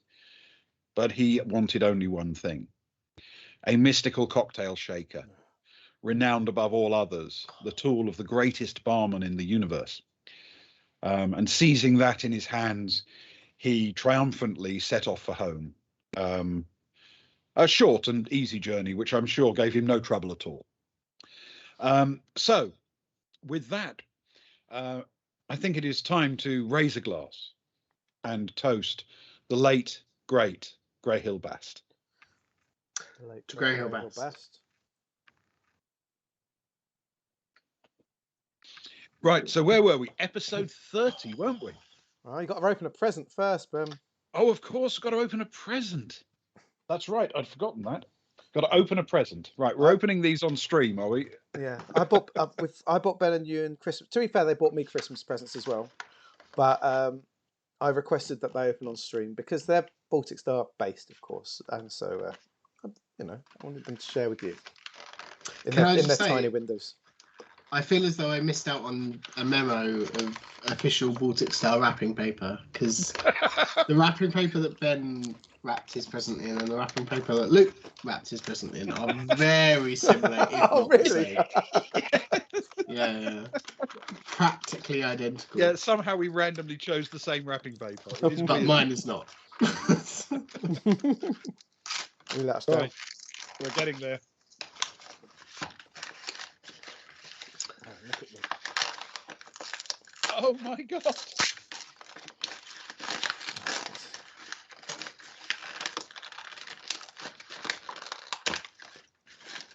Oh, no way.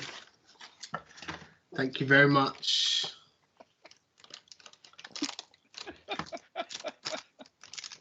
Oh, I need to find the graphic. Oh, this is astonishing! Look at this, I'm an action figure.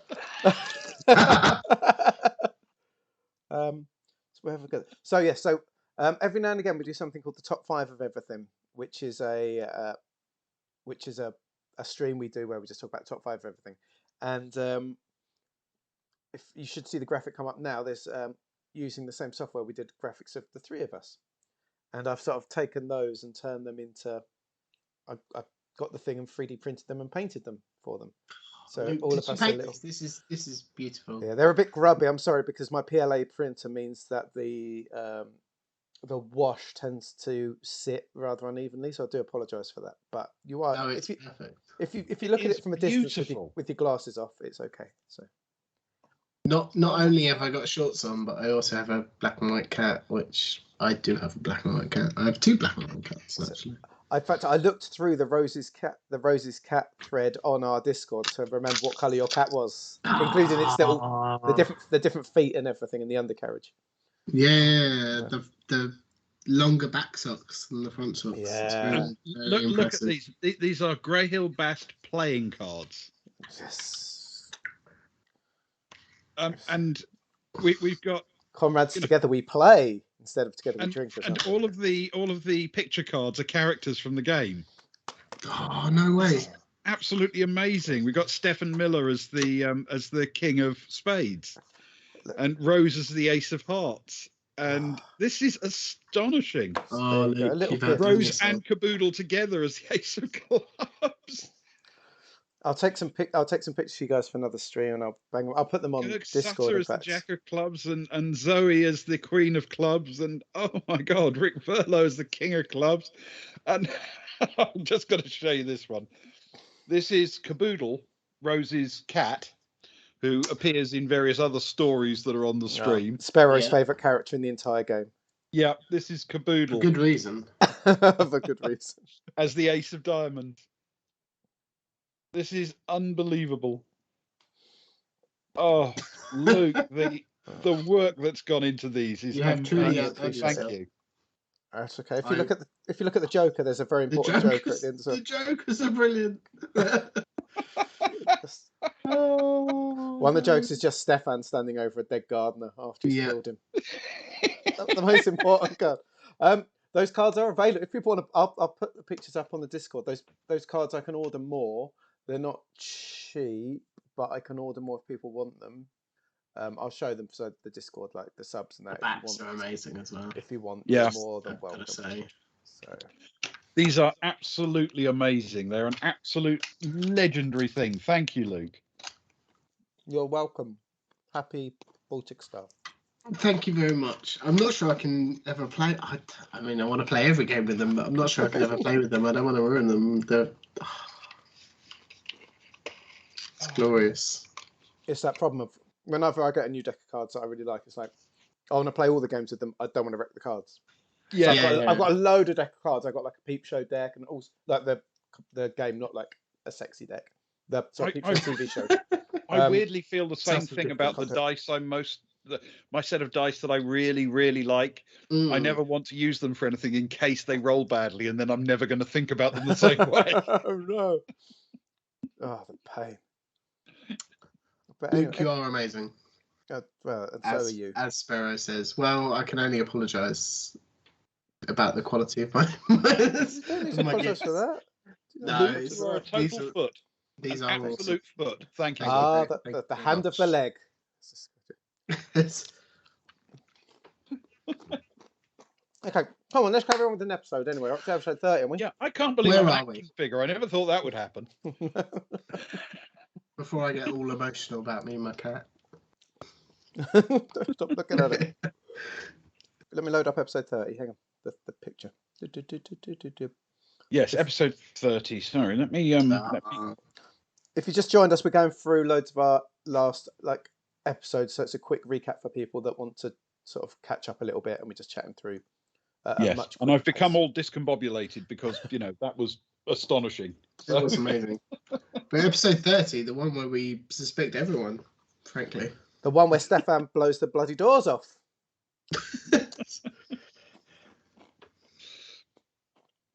Yes, wonderful. So, episode 30.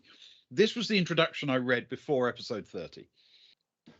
On the seamstress, now fast approaching the jump point to Dillabrew and the beginning of the buckyball match between Geeka and the mighty powerhouse that is the Dillabrew team. You shut up. Up The the travellers gates. are investigating the death of Brett Sagar, one of two experts in ancient carvings that they were hoping could tell them things of import. Olivia Sharp, the League security officer, seems unaware that Sagar is dead and is investigating his disappearance instead, though she has noted a large amount of blood at the scene. Continuing their investigation, the party have assembled a timeline of the comings and goings outside Sagar's stateroom and begun to piece together what happened. The party splits, with a first attempt at interrogating Alma Kennedy, star of the Geeka Buckyball team, ending in disappointment. Yeah. Stefan, outside Laura Frost's stateroom, sees nothing at all of note. At the same time, Johnny, watching Freya Kranev, notices a perhaps subtle meeting between her and Laura Frost.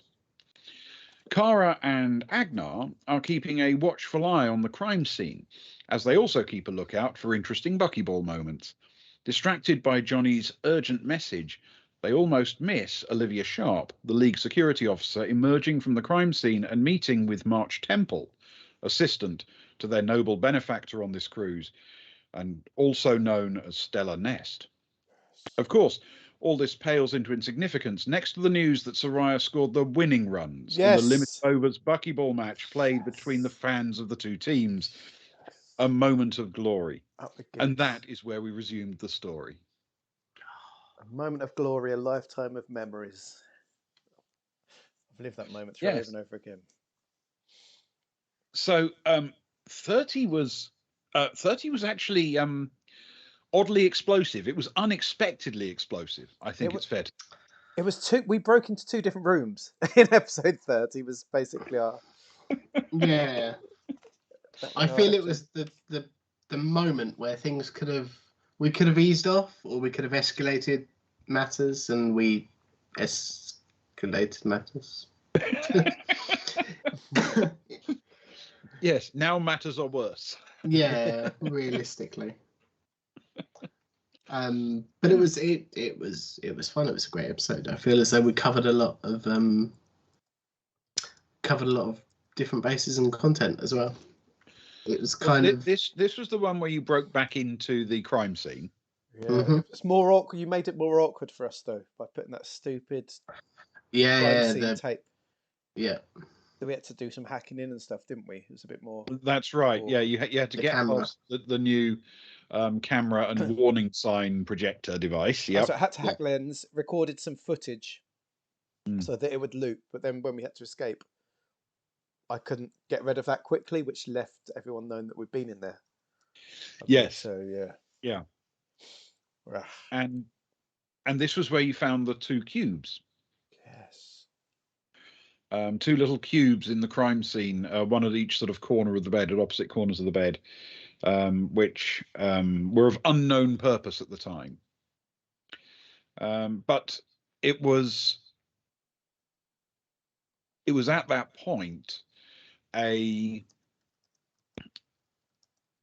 sort of you were still, I think, not confident that Olivia Sharp was going to be properly investigating things, or maybe she was in on it or something like that. Mm. Yeah, this uncertainty, we're untrustworthy. Well, it's untrustworthy, untrusting. We're also untrustworthy. We tend to go one of 2 ways. Either we don't trust people for ages, or we invite them to join our crew within about 5 minutes of meeting them. It's one of the 2 generally. Yep. And Yeah, so no- far, it's done us well, I think. There's no So real rhyme far. or reason. It's only Fess that Touch we wood. messed up with in that regard, I think. Otherwise, we've been okay. Mm. To be Yeah. honest, even then you became suspicious of him quite quickly. Yeah, oh, Just we did not very quickly. instantly. Yes. Yeah. No, I think that the closest you've come to actually being genuinely shocked that someone wasn't who you thought they were was Sever. Yeah, Yes. but we accepted it and we grew because he was sort of double whammying, wasn't he? Because his real boss was the Imperial Navy. Mm. And we get along with those okay. We're kind of narcs in that regard. Yeah. We're kind of okay with Imperial Navy, so Yes, it's true. You approach things in that way. And then Stefan had decided to improvise random explosives in ship corridors that attack doors with them. For reasons. And he then explored an amazing thing, finding 3 cases in an empty room, which he stole one, left one, and couldn't move one.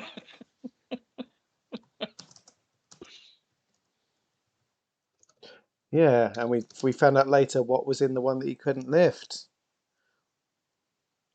Yes, is that confirmed, Ben? Can we can we get that out of the way?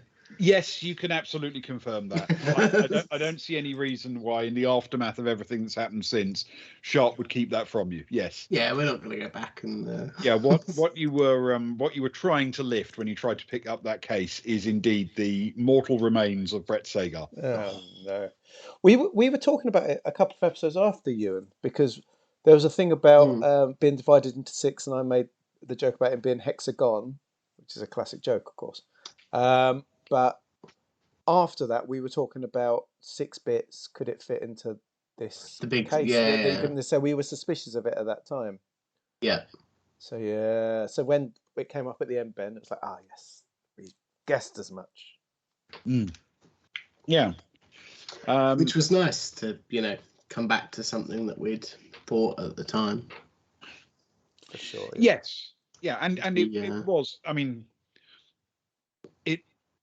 it occurred to me you might try other means. I mean, you were so desperate to get into the room that you were prepared to improvise explosives in the corridor. And then when you couldn't lift the case, you thought, "Oh, sod it," and just walked away. Yeah, I think at that point I was a little bit worried that I was taking up a bit too much time. Yeah, people might be on the way. Or that perhaps I'd overstepped a bit of I'd realised the error in the rashness of my initial decisions, and as the smoke was billowing, shall we say? You didn't leave empty-handed though. To be fair, you didn't. No. Yeah, it's fair. Mm. Yes, and it was some remarkable chemistry. I remember having to do that on the fly and dredge a bit of chemistry out of my brain. Yeah. because it was not something I could plan for, if you know what I mean. Yeah, no, certainly. Was it truth serum and shotgun shells from the shotguns knuckle from the blasters? blaster. Blasters, Yeah. To make some kind of viscous explosive device. Some glue. Mm. Yes. But yes, breaking into two rooms and basically finding significant amounts of evidence in both. Real helpful clues in both cases. Were that was Cases. yes. Oh, That was that was good progress. I felt it was not just physically blowing the doors off. It actually opened up the case quite a lot, didn't it? I metaphorically blew the doors off as Yeah. well. Yeah, That's exactly what I meant when I did that title. absolutely. And I do love Stefan's look in that one. The grey hoodie, the gloves. Yes, Just cash but sus. absolutely. So then episode 31. And we moved on. Yes.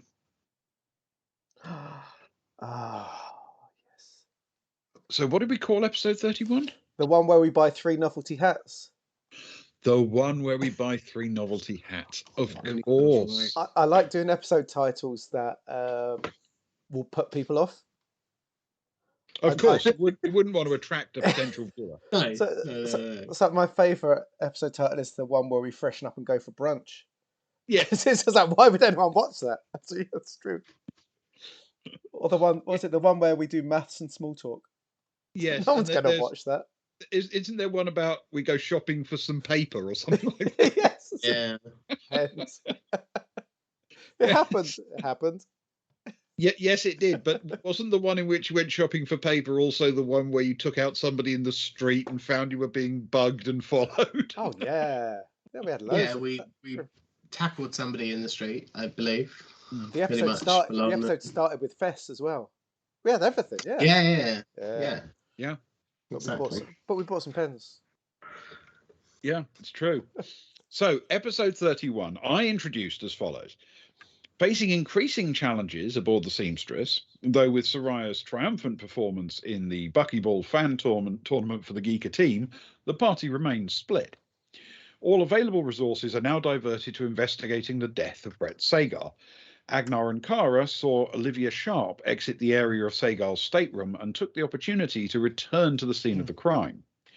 Inside the stateroom, after working around the security measures left behind, Kara found that the scene was seemingly a bit cleaned up from the last time they were here, along with the complete absence of any corpses.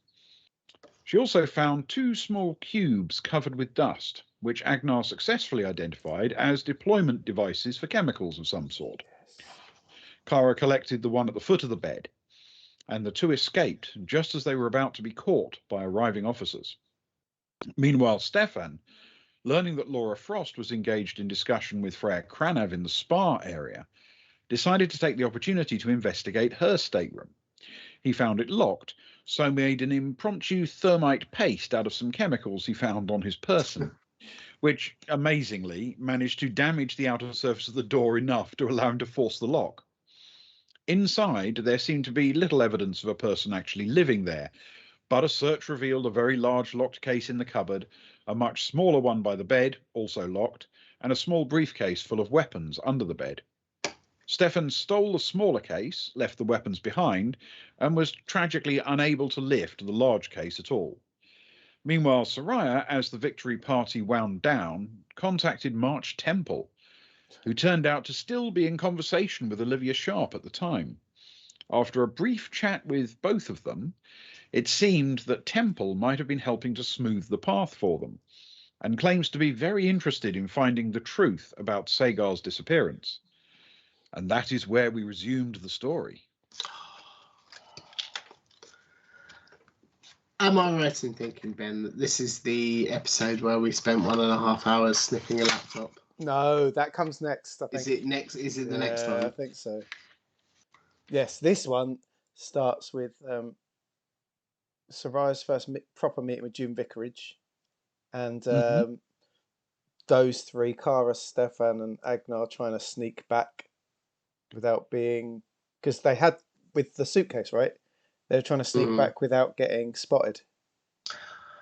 Which was why we bought the hats and Yeah, the banner. We had a banner, didn't we? yeah, it's on Kara's I think. back. You can see it. It's draped over her back there. There, yeah. Yeah. To blend in. Look how well they blend in.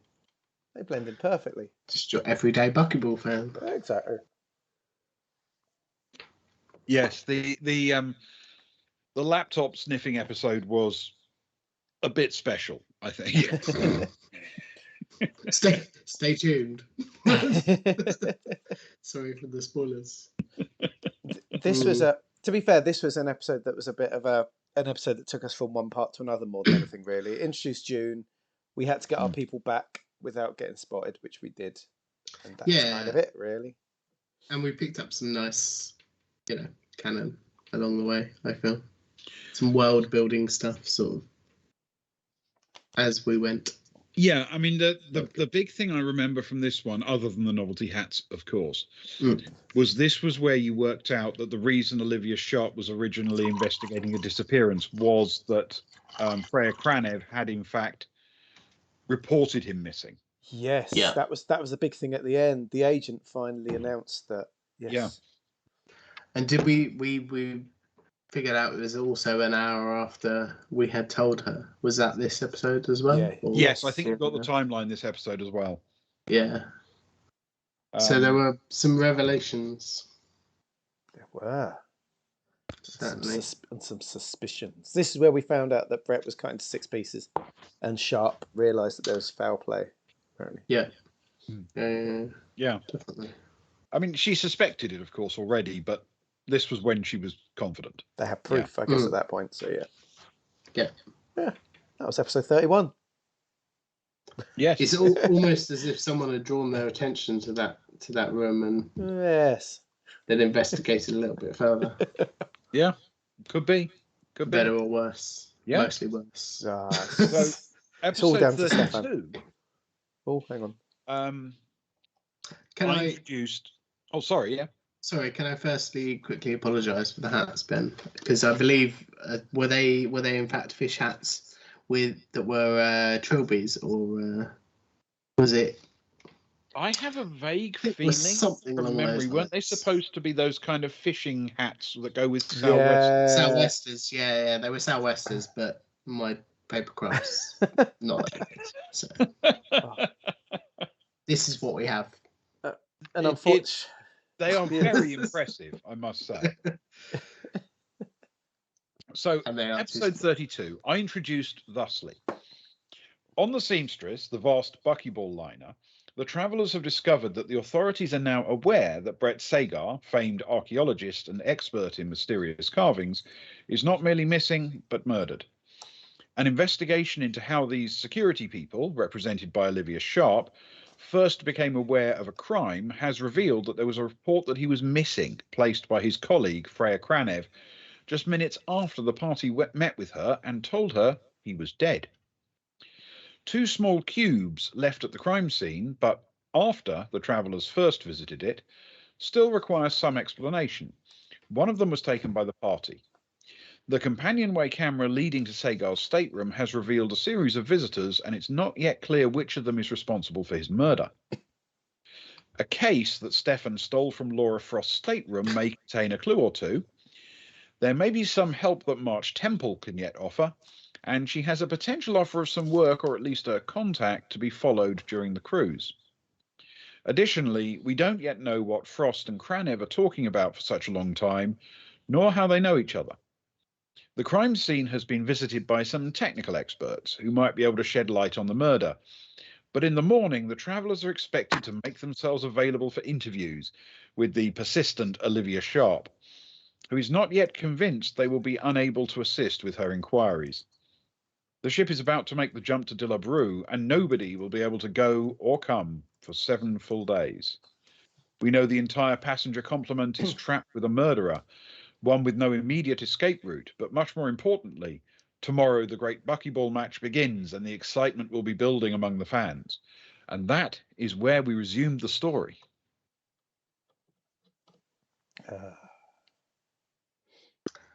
This one had a lot. For an episode where we spent half the time in one room.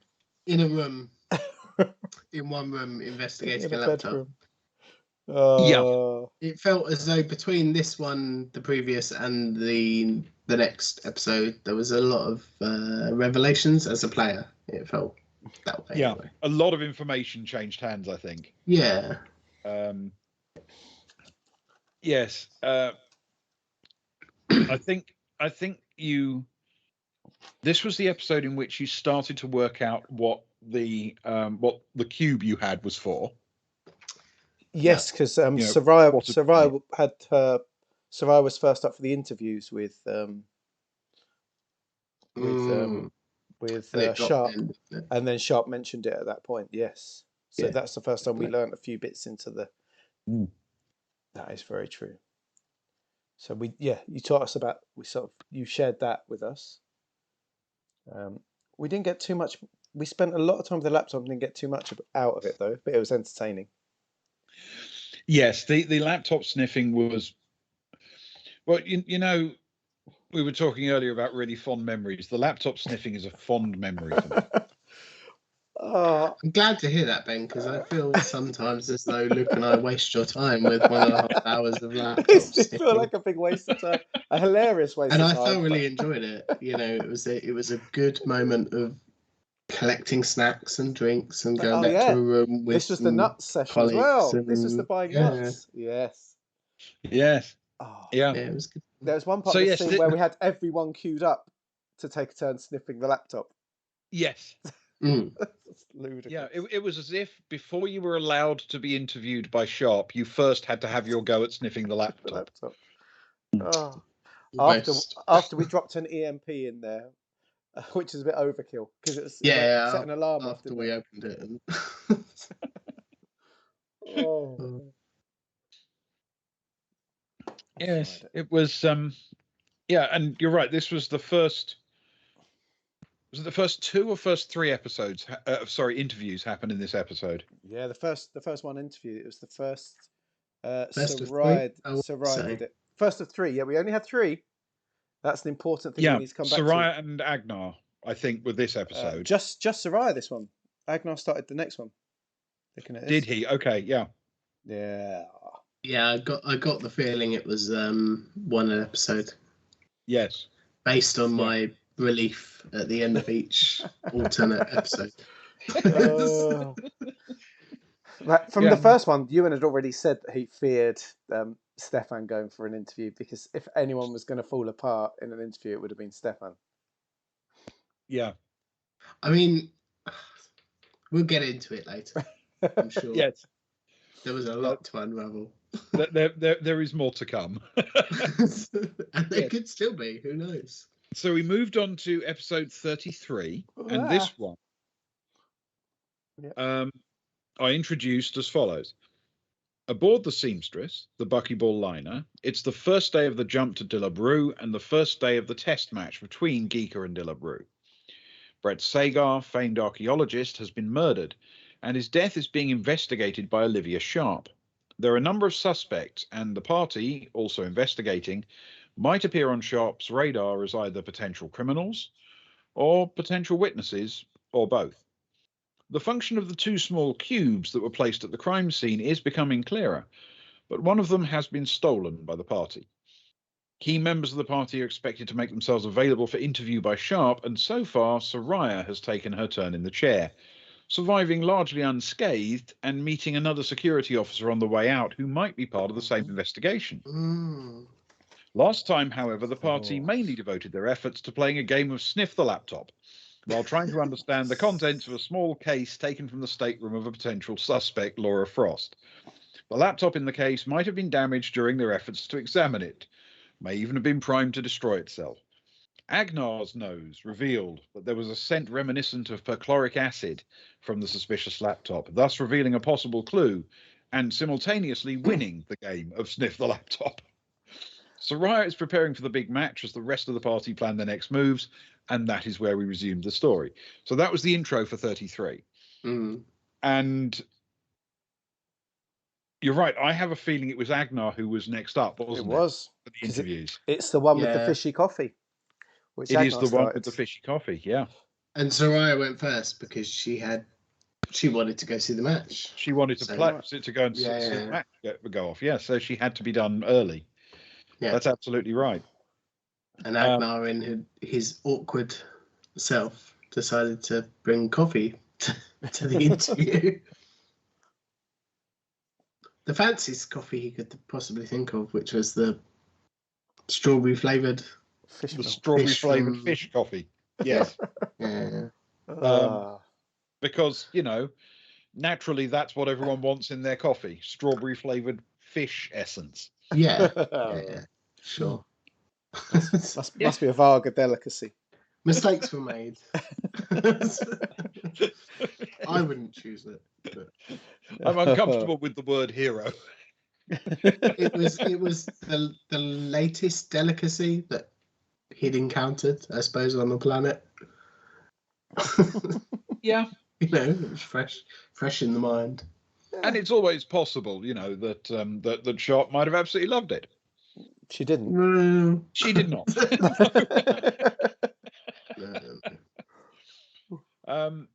But yes, now if I remember, he didn't do all that well under questioning, did he? No. No, not at all.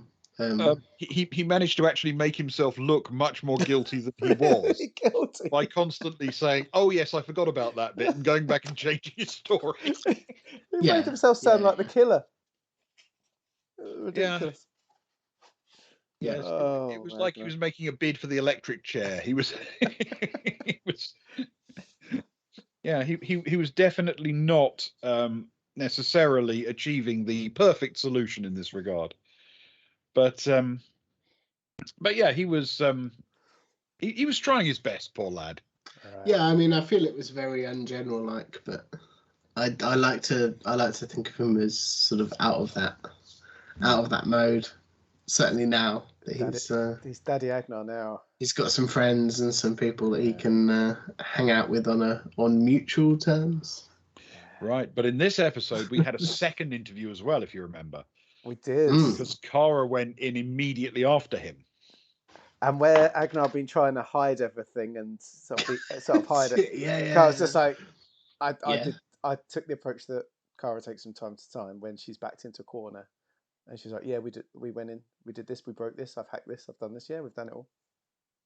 And just in an attempt to push the person onto a back foot, I guess. And just be like, it was amazing, Kara. It was peak Kara. Like, it was completely Kara. It was. I'm going to throw you off your game by just being out there and honest and brutal. She just buried Sharp in an avalanche of information. Yeah. It wasn't as if Sharp had to really question her. She was desperately looking for the mute button. That was a whole different kind of interrogation. Yes. So I went the other way. Do you want me to tell you more? Pencil moving quickly enough. I think she was actually answering questions Sharp hadn't thought of. Exactly. But it was very successful because of that. And quite disarming, I think. I think it's where the alliance sort of started, because at the end of that, because I wrote it down, that Kara had to make an agreement not to break in anywhere or lie about things. Yeah. But it sort of again, we'd sort of Sharp had asked us to make contact with Officer Cathedral, and that we weren't central suspects. I wrote down. So it's like it felt like that was the start of we could call her and things like that at that point. Yeah. After those. And it did materially change things. Now from that point on, you were exchanging contacts, both directions, fairly consistently for the remainder of the trip, weren't you? Yeah, I think so.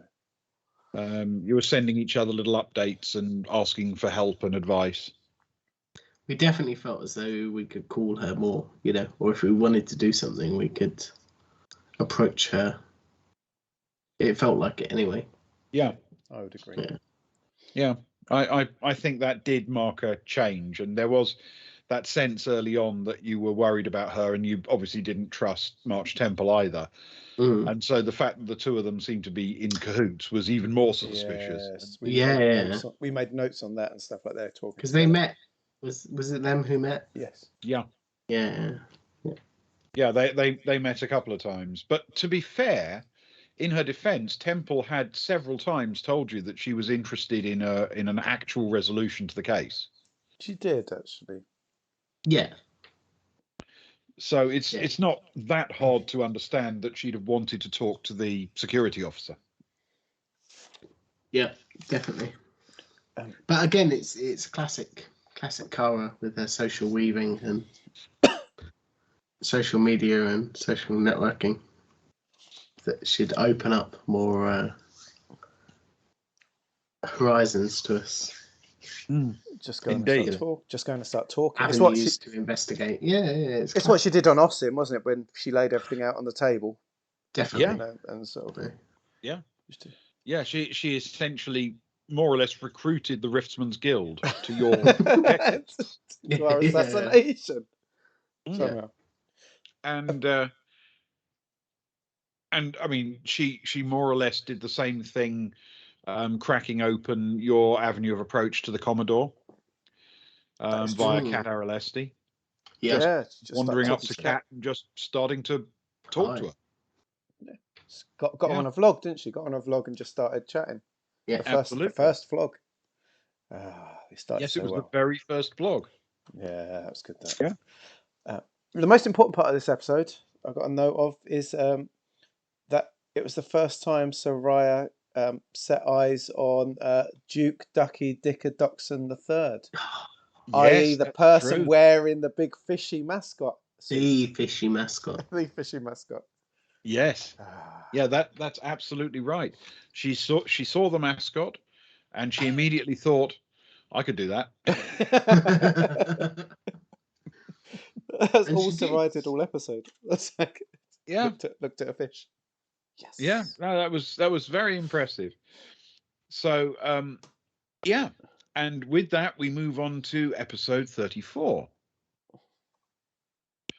Now, at this point, we're sort of beginning to accelerate. There's more and more happening, isn't there, each episode now? So, my intro for this one was: our party is traveling aboard the Seamstress, a Starliner and interstellar buckyball pitch, where the expected entertainment provided by the sport, the leisure facilities, and the simple pleasures of life was interrupted by a murder which, to everyone's surprise, wasn't committed by the party. Olivia Sharp is investigating on behalf of the League Security and has interviewed 3 of the party so far. Soraya played dumb so effectively that some might believe she really did have no idea what was going on. She didn't. Agnar was tricked a few times into changing his story and making himself look somewhat guilty. However, after that, Kara laid the whole shebang out on the table, finally deciding to trust Sharp. Stefan and Sammy have also been asked to have a word with Sharp, but there are still a few things they're doing without letting her in on the plan. The perchloric acid damaged laptop has been carefully hidden in a very public place, and Agnar has gone looking for a fellow Varga, heard of only in passing, but who might resemble someone caught on the security video near the murder. The party has met another member of Sharp's security team and might be able to take a more active role in the investigation. This is something that March Temple, aide to Paral Karar, their host and benefactor, has indicated she would welcome.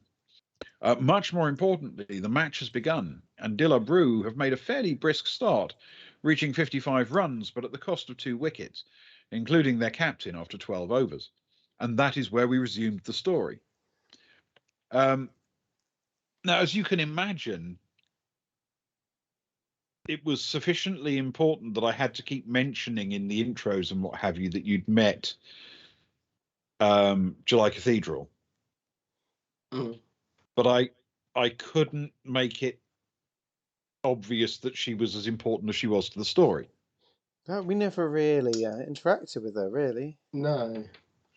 So to that end, I enthusiastically embraced the fact that I'd been given this kind of joke name,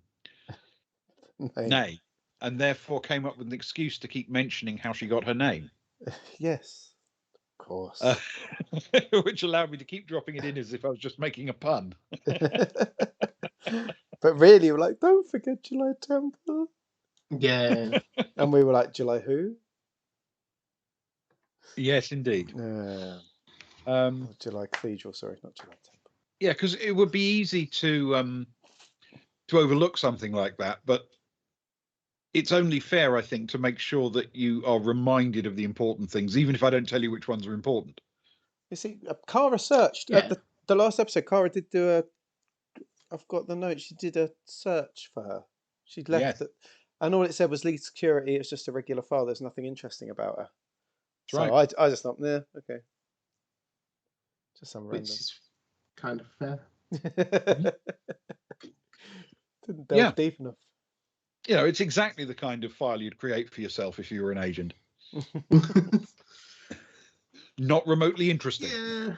Curses. She's dead now. I want to know more about her, but she's dead. I know, it's tragic, isn't it? Yeah. So, yes, this episode 34 is indeed where we meet for the first time the resplendent, the resplending. He resplends. He resplends. This was another good episode. There was a lot of socializing. There was a degree of activity. Yeah, Telon Rak was fun. He was a fun character to have. And yes, I do love your poster boy poster of it. The military poster boy's good, isn't it? I took some old American GI propaganda poster and just edited it up. It's good.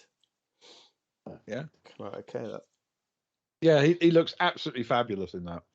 He really does. And you know, they are get Ben to resplend. He can resplend. I'll find some points for you. I'll do it. Yeah, you can just check it. Make a note. I'll forget it tomorrow, guys. Remind me. We'll just call it he resplends or something. Perfect. Yes. So yeah, this I thought was a fun episode because you ended up, you know, in theory following Rak, or actually following Rak, looking for someone who didn't look anything like Rak. But yes, it was quite fun. You did a little bit of snooping around, and then you did a bit more snooping around with him now, or with his advice. And then you sort of found his stateroom and got yourselves in line to investigate and started staking him out, and it all became much more espionage based suddenly, didn't it? Definitely. I blame Rak. He has that vibe about him. He loves some kind of he wanted a mission, really. He's off to basically retire to Zilabru, isn't he? Yeah. To follow the Agnar Ransson approach of living out his days hunting and fishing. Yes. Yeah, though Agnar seems to have failed at that. He's mostly laptop sniffing in his retirement. Yeah. I mean, it rhymes, so. Yeah, definitely. But exactly. Yeah, it was a good episode, this one, because you sort of ended up trying to hunt Rak, and then ended up basically drinking with Rak and talking with Rak instead. Yeah. And yeah, that was very good fun. You did in this episode you could finally get the name of your Varga suspect. Yes, because we went through Rak, then we went through that Geeker player, didn't we? That it wasn't. Yep.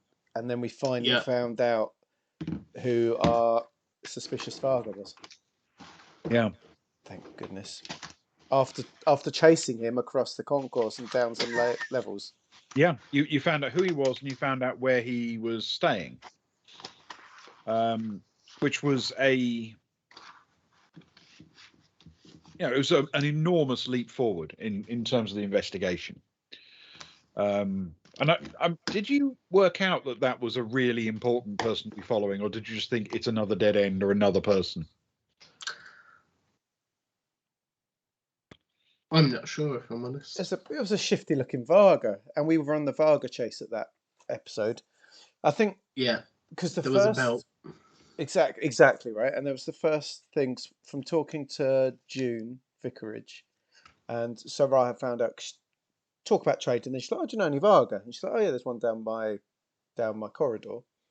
So our first thing was we've talked to everyone, but we don't know who the Varga is, and this is our next stop. So he was the first one we talked to. Actually, he was a lovely guy, and Soraya and Agnar and he chatted at the at Duke's for ages, and then drank. Not him, not the player. And so when there was another Varga, Kara searched for a Varga. Oh, she searched for Varga names. Yes, like common Varga names, and then they found one. Oh no, she was looking for it, and then they found and then they wandered out and found you went the Varga. and staked him out and found him wandering around the concourse. Yeah, it was worth it. No, they weren't doing anything else, and we needed a Varga, so absolutely they went and looked. Yeah, you had to have one, and one was available. Yeah, mangy looking one as well. Compared to Rack, he was unresplendent. Yeah, but Rack resplends. Rack does resplend. That's true. Rack is a bit special in that regard. There is a reason why Rack became a poster boy for military recruitment. Yes, exactly. I thought that was quite an interesting episode because obviously it wasn't necessarily clear to you at that point, but from my point, all of the pieces were now lined up, and the only thing you had to do was find out how and when and why. Yeah, you'd now, I think, met everybody you needed to meet, and you'd investigated every part of the story. It was just a case of who you chose to interview or distrust, or how you then pushed on to find actual evidence. So it felt like, right, everything's now in a row to me. Which very much led to the next episode in that regard, because that's where the action started and people started playing their hands, I guess. Yeah, on the subject of which, we should move to episode 35. Goodbye, Rack. Goodbye, Rack. Goodbye, the resplendent fellow.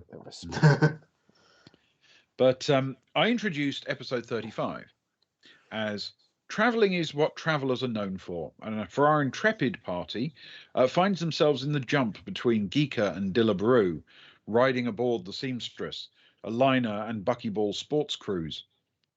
While hoping for a quiet time, they've been caught up in a murder, as Brett Sagar, whom they had hoped to speak with, was found in several pieces by League security.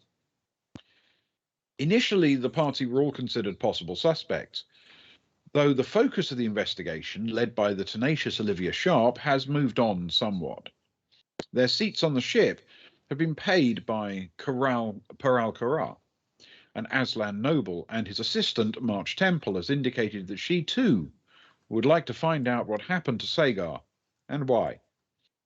Video footage of the area around the crime scene had shown an unidentified Varga, and hearing tell of a Varga aboard, Agnar went in pursuit. He found the Varga, and it was a person he knew, at least by reputation, Telon Rack. Rack's physique is quite, well, distinctive. He resplends. He clearly wasn't the Varga they were looking for. Move along, move along. However, he did have a vague recollection of another Varga aboard, and the party set off. Our travellers followed this individual, who certainly might be a match for the video. They discovered his stateroom was close to the crime scene and began a careful stakeout. They also contacted Sharp, brought her up to date, and she, in the most careful way possible, indicated that she couldn't have much to do with any approach to this individual because, well, reasons. His name is Midran Dakstar, and our heroic adventurers have him surrounded. Much more importantly, as this is going on, the match between Geeka and Dillabrew is proceeding. Dillabrew have been put into bat for the first innings and have made it to 83 runs for the loss of 3 wickets, including both openers. They may need to dig in a little to set a good target. Yes. And that is where we resumed the story. Yes. So, Yeah, so that was the beginning of episode 35, which, as you rightly say, is the one with the dimly lit corridors. The It's very first map we'd sci-fi. had in quite a while. The first one on the scene strip. Yeah. It was very sci-fi down there, I felt. Yeah. Yeah, which I suppose is forgivable given you were on a giant spaceship. Exactly. Not everywhere in space has to be sci-fi, but I feel that giant spaceships are probably quite sci-fi. Yeah, some of their corridors at least.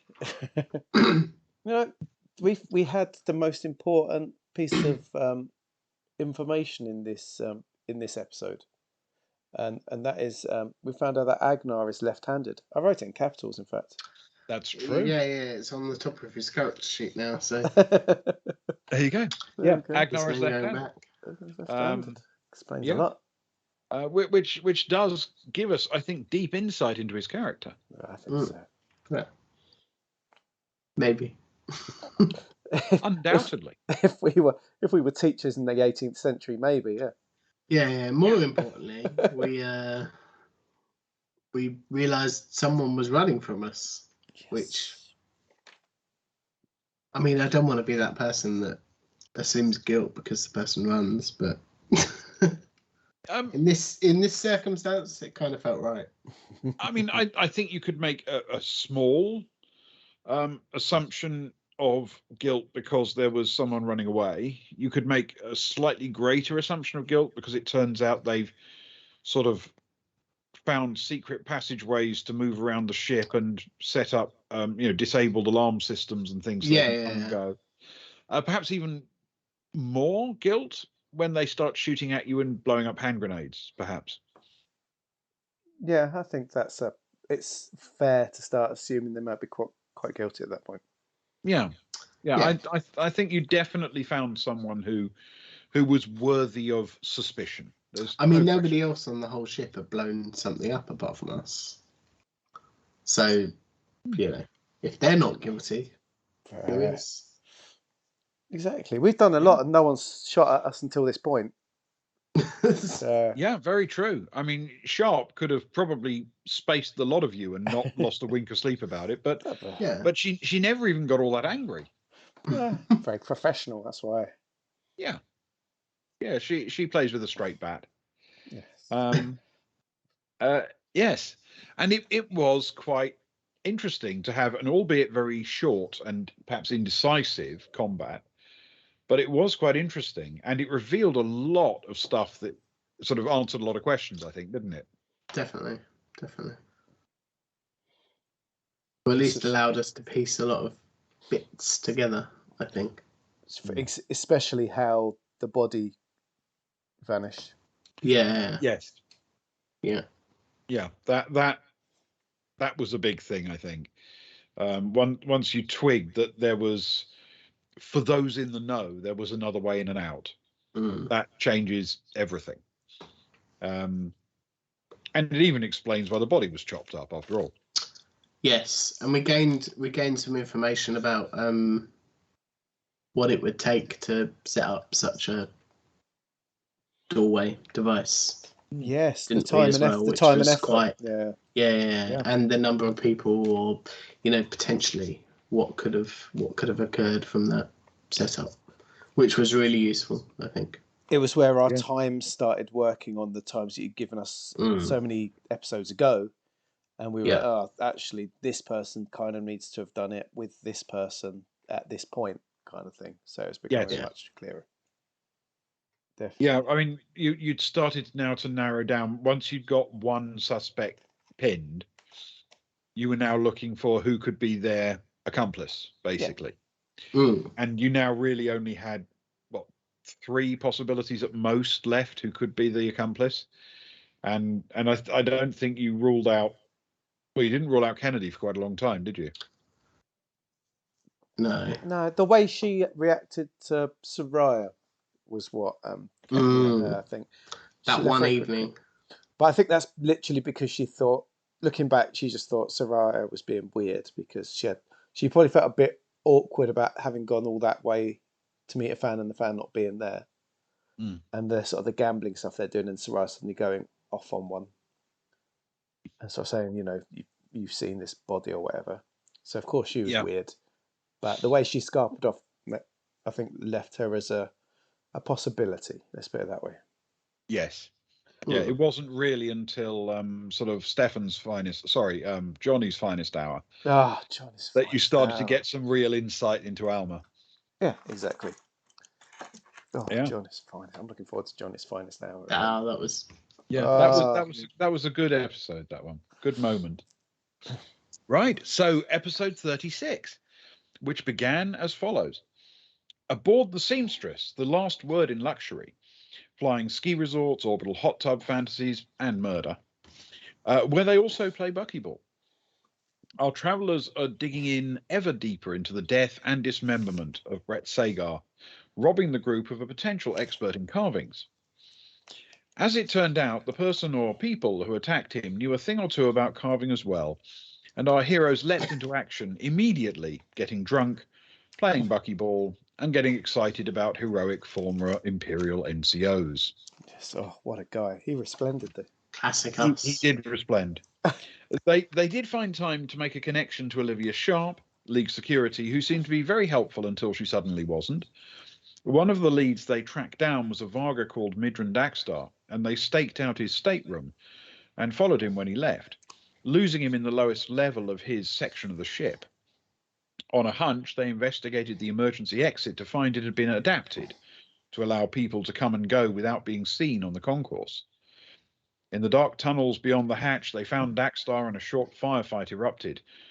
Dakstar, wounded by Zoe Hathaway, threw himself through a secret panel and out of sight, dropping a grenade back through into the tunnel to discourage pursuit. After calling security, the travellers investigated the secret panel, discovering it led into the bathroom of Brett Sagar's stateroom, an important clue that might lead to progress in the case, though that pesky grenade did give the wounded man time to flee the scene. In all the excitement, we've lost track of the latest score in the buckyball match, but I'm sure we'll find time to get back to it. And that is where we resume the story. We did. I am. I'm from the person that designs all the cards for each episode. I really liked this one. Yeah. It was nice. It was whimsical. Yep. It was Cara and Stefan. They've never really just hung out that much, and they went and had a nice time skiing together and like hijinks and having vegan brunch, and taking bad photos. And then Kat turns up and that pervy guy and stuff. Yeah. It It felt like a nice break from. We'd kind of got the initial investigation underway, and then we'd sort of got a few more leads, clues, and then this kind of felt like a bit of a break from the whole situation. Not right in the middle, but somewhere along those lines. Bit of a respite. Yes. Yeah, though you haven't mentioned the most important and ultimately influential thing that happened in this episode. Oh, hang on a sec. Did we sniff any laptops? No. That would be the most important thing. There was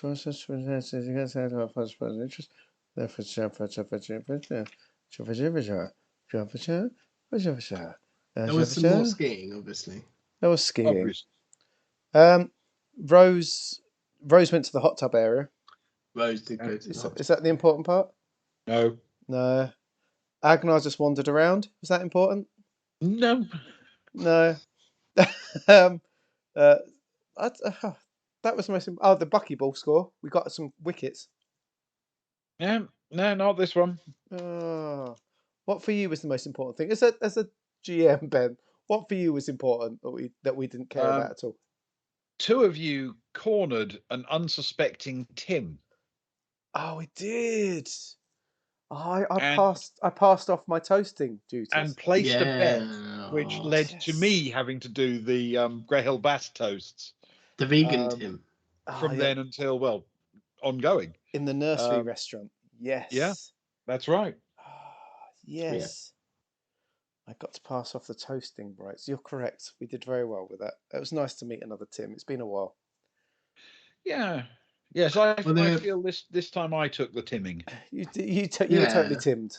It must be said. you took it very well. Good Well, timming. you know, there's a limit to how angry you can get about such things. It's not the first time Ben's taken a good timming. I think he's even mean, double timmed. I've been timmed once or but the twice. toasting timmings seem to be few and far between. Yeah, every Yeah. now and again, and We we'd like to spaced them pass it out over. quite well. Yeah. And Oh, you know, you want an occasional timming, otherwise, you know, life gets dull, doesn't it? Yeah. exactly. It shouldn't happen all the time, but once in a while. If your toasts get any longer, we're going to have to enforce a timming, I think. Well, there you go. It's all part of a ploy. It's almost as if I have a cunning plan.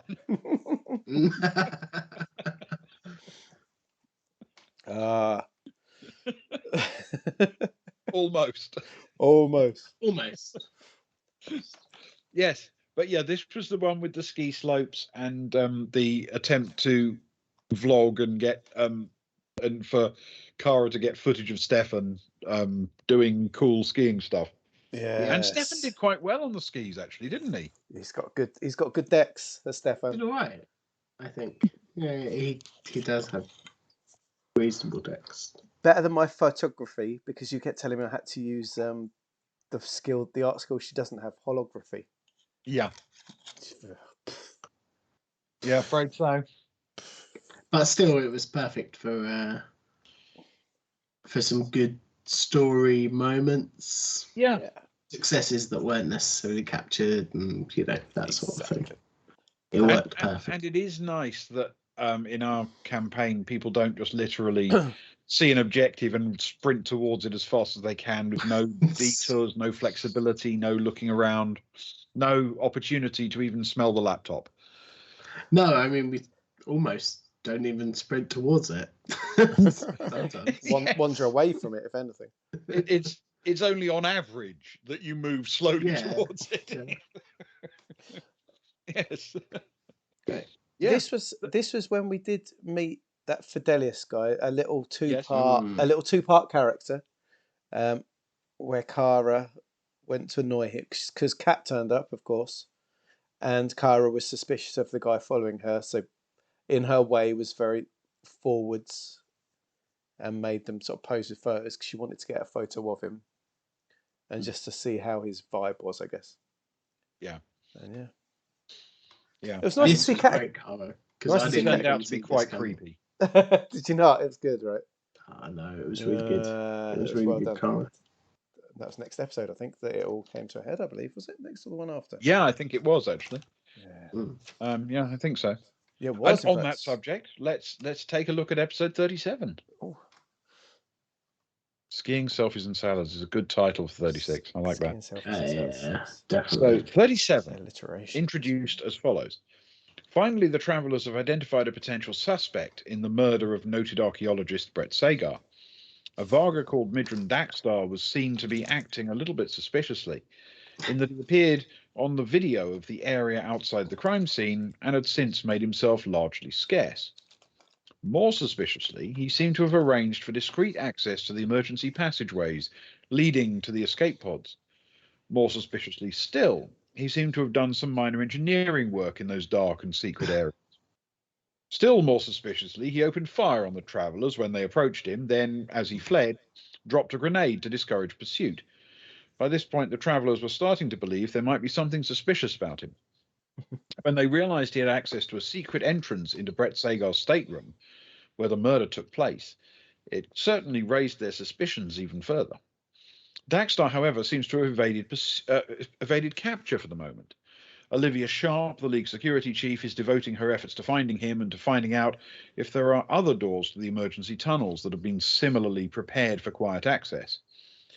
Once that work's done, they'll attempt to walk the passages to find any other secret entrances to other staterooms which could reveal more clues and more suspects. Cara enlisted the assistance of a very willing Stefan to record some footage from the slopes of the skiing section at the stern of the ship, with mixed results. And as a quick diversion, the travellers approached an innocent barkeep and played a game of chance for very real stakes, the consequences of which they will no doubt be suffering for weeks and weeks. That came to pass. That was very true. And here we are. They had barely finished this act of suicidal bravery when they heard from their part-time spy Rose that another of their potential suspects, Freya Kranev, Sagar's erstwhile colleague, had walked to a stateroom area on the ship and entered. This area, Rose reported, was a luxurious suite and equipped with actual guards outside the door, in a way that is unusual for rented accommodation on a cruise liner. In all the excitement, the current status of the buckyball match between Geeka and Dillabrew is unknown, and that is where we resumed the story. So, yes, this was indeed the one with Rose, a bloody nose, and dangerous foes.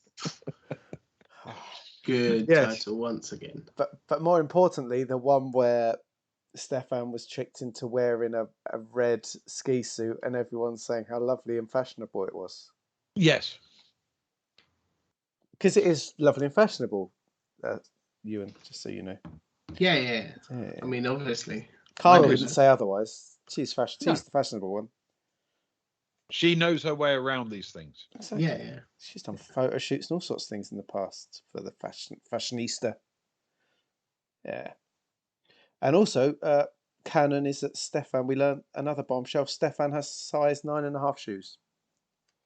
I hope that's at the top of his page as well. Yeah. Yes. Of course it is. Yeah. Vital information. I mean, he doesn't know what size ski shoes he wears, but no, he can give you a shoe size. You always go half, but you got big socks. You always go half a size bigger. Yeah, exactly.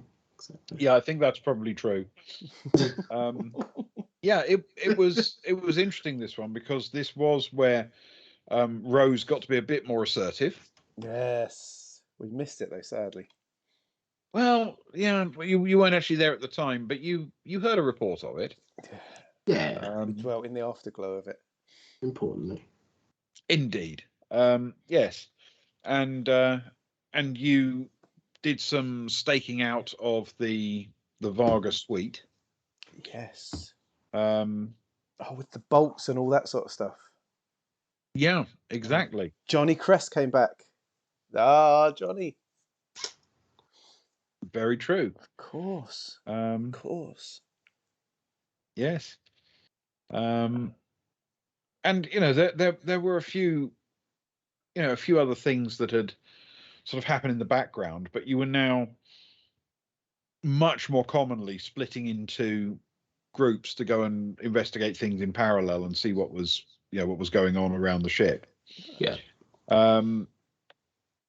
And it was, well, I think it was actually quite a successful trip that you did with this one. You found lots of useful potential information. And is this the one where you this isn't the one where you actually went into the Varga suite, was it? That was the next one. That was the next one. I'm just checking. Yeah. This is the main points of this was checking the Varga's door and Johnny checking the locks, and it wasn't dead bolted. That aroused suspicion. Then it was good point. Then it was Cara and Stefan checking and with Fidelius with pictures of Rose, like hacking his stuff and finding that he would perv on a girl for a day or whatever, get loads of photos. Yeah. So that was that one. So we told Rose, and then we went to the Varga symbols place. Yes. Yes. Yeah. Absolutely. So yes. So this one was, if anything, other than Rose's fist fight, which, as you say, you weren't really there for, a little bit of a lull and a catch up of where everyone was and what they were doing. Yeah, it was like moving people around, if anything, really, wasn't it? Time to gather everything we had, I guess, in position. And then episode 38 began with the travellers have started to investigate the curious suite of the wealthy Varga family on the Seamstress, a suite in which Freya Kranev, colleague of the murdered archaeologist Brett Sagar, has gone for unknown reasons. Not only are there armed guards at the lift into this suite, but they're armed with some very expensive Zodani weapons. Mm-hmm.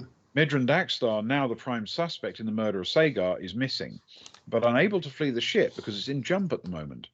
Olivia Sharp, the security chief, is working to find him and to identify any other things that he might have adapted aboard the ship.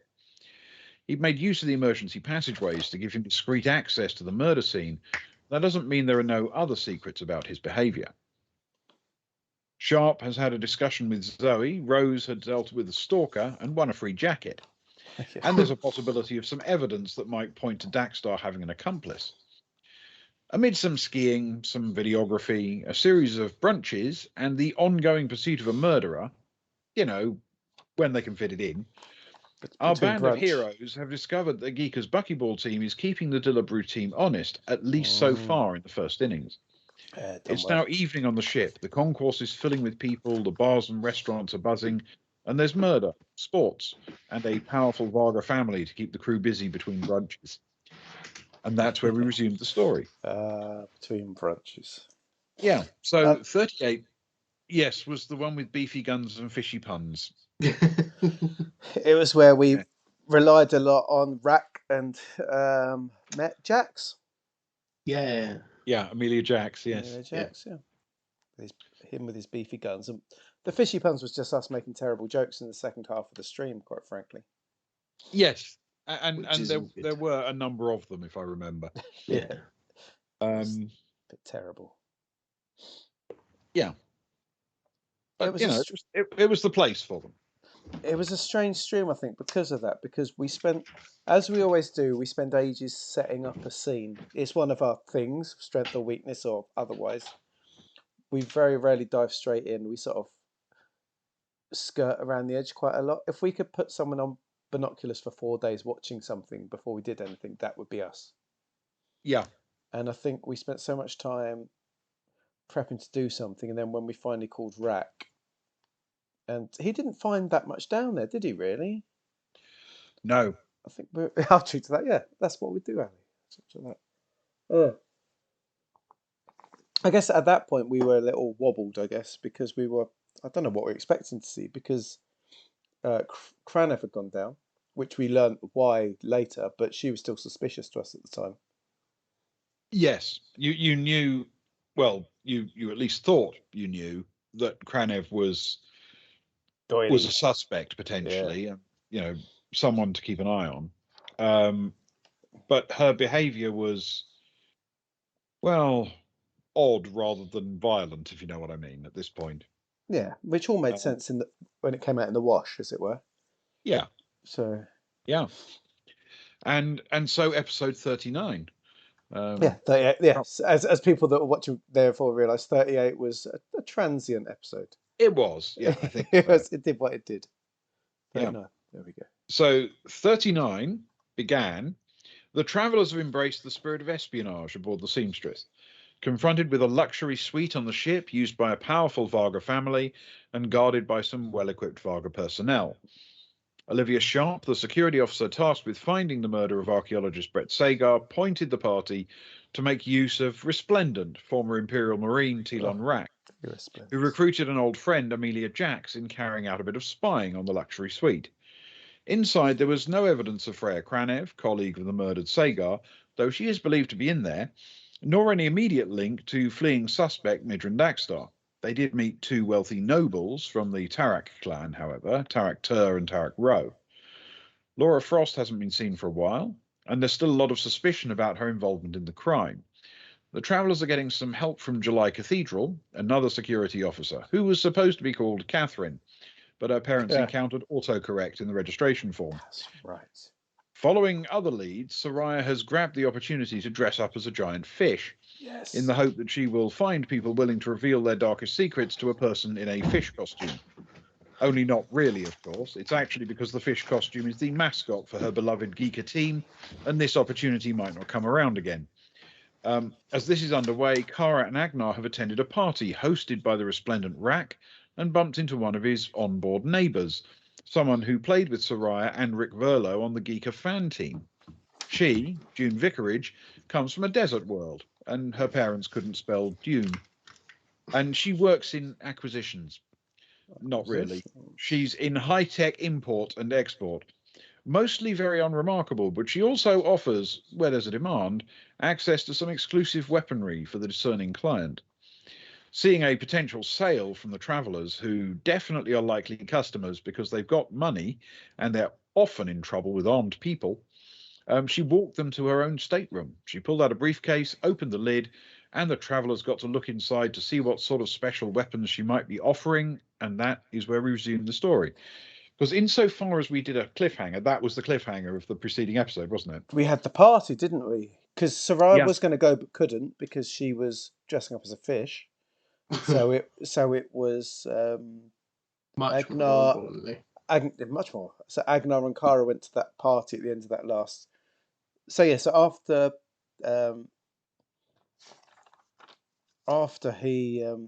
Rak explored the Varga thing, he had a party that evening, right? Yes. That's what. Yes. And so 2 of our crew went there to schmooze. Mm. Yes. And then Kara Yeah. started talking weapons. Yes. So the actual episode break from 38 to 39, was that right? Yeah, 38 to 39 was where she literally just popped the lid on the case so you could lean in and see the weapons she had available. Yes. Yeah. And it was glowing all gold. Yeah. It was very Pulp Fiction, wasn't it? Yeah, exactly. and Definitely. and because of that, I mean, it's not really a cliffhanger, of course. It was just a moment to stop, but it did mean that the following episode, I mean, there were a couple of moments where you were literally saying, do someone else. I'm doing maths. I'm doing maths. Yeah, I'm doing maths with this happy grin on your face. Yeah. Just do someone else. I'm very happy right now. Just doing some mental maths. Yeah, a bit of arithmetic. Keep him happy for days. It gave you the chance to describe some weapons, which was quite exciting because we've not talked weapons in. The last time we properly talked weapons was at Austin. When we met that gun guy, the last time we properly talked weapons. Yeah. And it was quite nice. And for people that don't know so much, we have we sort of got a little mini company, which is Baltic Star Inc., which we've got on a separate sheet. And quite early on, it might have been before we... So really before stream. Paper. Before stream, because when we started, we started Traveller very basic Mongoose 2nd edition Traveller, and every now and again we talk to Ben. It's like because Ben had said he wants to add a few bits. So combat, you wanted to add the thing about leadership, didn't you? That could affect. Yep. And then I'd picked up the supply catalogue book, which comes with an extra Traveller book. And so I asked if we could do, because I wanted to do more in-depth shopping, I guess, which we did, didn't we? Yeah. And then one time I was like, Ben, can we do trading? And Ben cracked the biggest grin I'd seen in quite a while. I was like, yes. Being the amazing GM that he is, referee he is. Because it just adds up a whole new load. Because a lot of Traveller can be, if you want it to, can be trading. And we've not touched on it yet. But it's just something I'm very aware of because Kara's taken on the role as main trader. Hence the sheet. So I know we've got a lot of fish in the ship at the minute. A lot of fish, and we've got some guns now. What's the role, Luke? I forget off the top of my head. What do you mean? What's the role? The trading role is what's the skill called? The skill is called. Just for anyone out there who's interested. But there's a broker which allows you to find better people, make a connection on behalf of someone else. But I think the actual, I think the trade role is against the goods table rather than a skill, isn't it? Yeah, broker. Yes, So that's broker gets you in. You need broker. You need at least one broker really to get started. But after that, it's all on roles of conversation, and you can go about it how you want. You could trade over drinks and corrals, but or whatever, or you could be deception. But getting a broker of something opens the door, I guess. Yeah. Yes, it's my misspeaking, but Kara has broker, doesn't she? Which is gets you started, yeah. Yeah, which is part of the. Yes. And you've found brokers periodically on various worlds. Yeah, we sort of hunt them down. We get on the computer and have a look, don't we? So, but it means we've got what we've done is we've got we all put money into a central pot. So the first thing we bought ever was a load of uncommon ore, which we all put on like 15,000 credits, which cost us 65, and then we sold them on for 105, and then rather than splitting the profits, we agreed to keep them in the pot. and that's sort of where it started, really, because the Baltic Star, that sort of ship, has 100 ton of cargo, which is quite decent. Mm. So then we got 105,000. So then we bought loads of fish off the Commodore, and we still had some left. So that's why we now got weapons. Which that conversation was, we'd each put in an extra 15 grand, I think, or something. We all have to agree on it, which we did. Something, yeah. And it just means that the ship is armed. We're going into the unknown, and between us, we've got now like 8 decent, slightly upgraded weapons, haven't we? That is available to who needs them, really. Yeah, pretty useful weapons. Yeah, I love the fact that basically you've filled the hold with fish at the same time as you've imported a cat onto the ship. Exactly. Oh, yeah, must be lovely. Because that feels Scratching like a way at the to just door. end up with a very large cat. Oh. Or a very large deficit in your hold. Yes, it's a very large debt. I had 105,000 credits worth of fish a month ago. We only went for 2 weeks. Where's it gone? And now I've got a cat whose legs no longer reach the floor. Yeah. Is anyone going to buy this cat off me? Yeah, only 120,000 credits. Yeah, it doesn't scamper, but it does roll if you push it. Many uses. Many uses for the cat. Yeah, absolutely. But the thing with the trade is, I'm very aware that once we've done our initial conversation, trading isn't necessarily interesting to listen to, and that is when I'm like, do someone else. Do someone else. Just let me do numbers. Do something fun while I do some numbers. So you're very good at shifting it over to me to put it on my plate to bore everyone. Well, you bore with so much more style. Well, planning out the weapons purchases, deciding on exactly what to do next as a team, because you had a big evening together at the end. Yeah, fish. We had fish. We had fish night. But you had the small talk in the fish costume where you got some quite interesting little information, actually. Yes, we did. And you got to explore the weapons catalogue effectively, the weapons that were available. Yeah. And of course, you agreed to go and visit the June Vicarage's ship. Yes. To collect your purchases the following day. Let's buy some guns. Which obviously was the next thing that kind of kicked off the next part of the plot, really. Which was the first part of the season finale, Ben. And we're closing in on real time. Excuse me. So we should top up my glass before I say glass. It's a role-playing games mug, of course, but it's full of wine. So I should top this up before we hit the season finale. Yes. No, this is a new graphic that hasn't even made it onto our season 40. Episode 40. Season 40. My God, that's going to be a way away. There we go. The one with Johnny Cress's finest hour. The one with Johnny Cress's finest hour. Oh, Johnny Cress. I love that. I think actually the second one's even better, but that one is brilliant. He's resplending, if anything. His rainbow aura is his aura. It's resplending. I mean, everybody needs their moment, right? And this was most definitely his moment. It feels right that every NPC or PC should get their time to shine. Agreed. And he certainly knocked it out of the park. He definitely had his moment. Well, I introduced this episode as our heroes have lost sight of their main suspects in the murder of the archaeologist Brett Sagar. Midran Dakstar, armed and dangerous, is wounded but has disappeared somewhere aboard the giant liner Seamstress. He's the principal suspect in the murder, having used the secret panel at the crime scene and reacted with violence when confronted. Laura Frost, whose activities have been marked as more than a little suspect, has also seemingly vanished.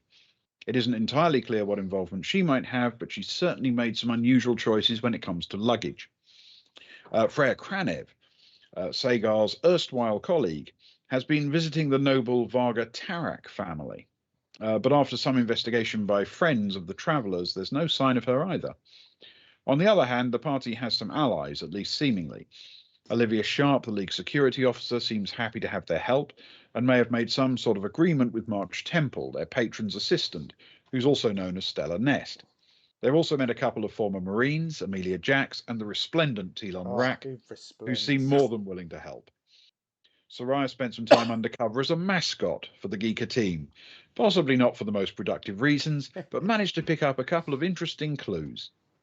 At a party thrown by Rack, as he was preoccupied with some resplending, Agnar and Kara went to see what sort of things the arms dealer June Vicarage might have to offer and placed an order. They agreed to go with her to the ship in the morning to collect their purchases, and Zoe has decided to accompany them in case she can improve her own armament selection at the same time. And the party went to bed at the conclusion of a successful day. So that was the intro to our double episode. Yes. And this double episode, we packed a lot into those two episodes, didn't we? Oh man, did we ever? Especially the second half, I felt. Yeah. Yeah, definitely. I mean that was a big push to the finish. Well, once we'd said it, it was going to be a two-parter, we had to do it, because normally if we say it's a one shot, it takes 3 episodes. Yeah. But we'd signed up to this with our slow play. But this first half was good. It split into two. It was sort of split into two, right? We had like the Kara, Stefan, and Zoe gun deal and mooching around in the ship hold, and then we had the Soraya, Agnar, and Johnny. And Johnny's finest hour, yeah. Johnny's finest hour. So both halves were interesting, I thought. I quite enjoyed both halves of that. They both thought about things. And it set up nicely the finale, the final finale. Yes, the actual final episode. Yeah. And I thought Johnny's finest hour was wonderful. It just felt so insanely perfect for him to be the one there doing that somehow. Definitely. There were those moments when, as we've alluded to, people just, shine through and it's not even do something unexpected, because I think we've kind of been expecting that from Johnny for a while. Not in that kind of way, but you know what I mean. We've kind of, that is what we. He's got deception. He's got people. He can do things with people. But there is a cometh the hour, cometh the man kind of thing, isn't there? Yeah. Certainly. In that bit, like as we were going, so for people that are watching, they might not have watched it all the way through. That was the second half of the episode, and in that we were going to.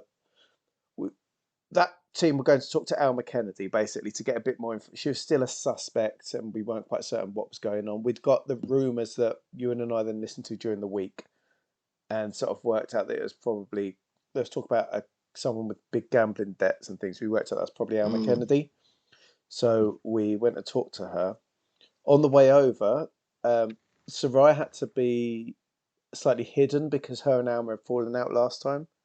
But I'd done this whole thing of like, prompting Johnny, if Johnny, if you've got to take the lead because you've got to like introduce Agnar, but if they ask too many questions, say you're this, that, and the other, all these sort of backups, and then Johnny just glides through on a cloud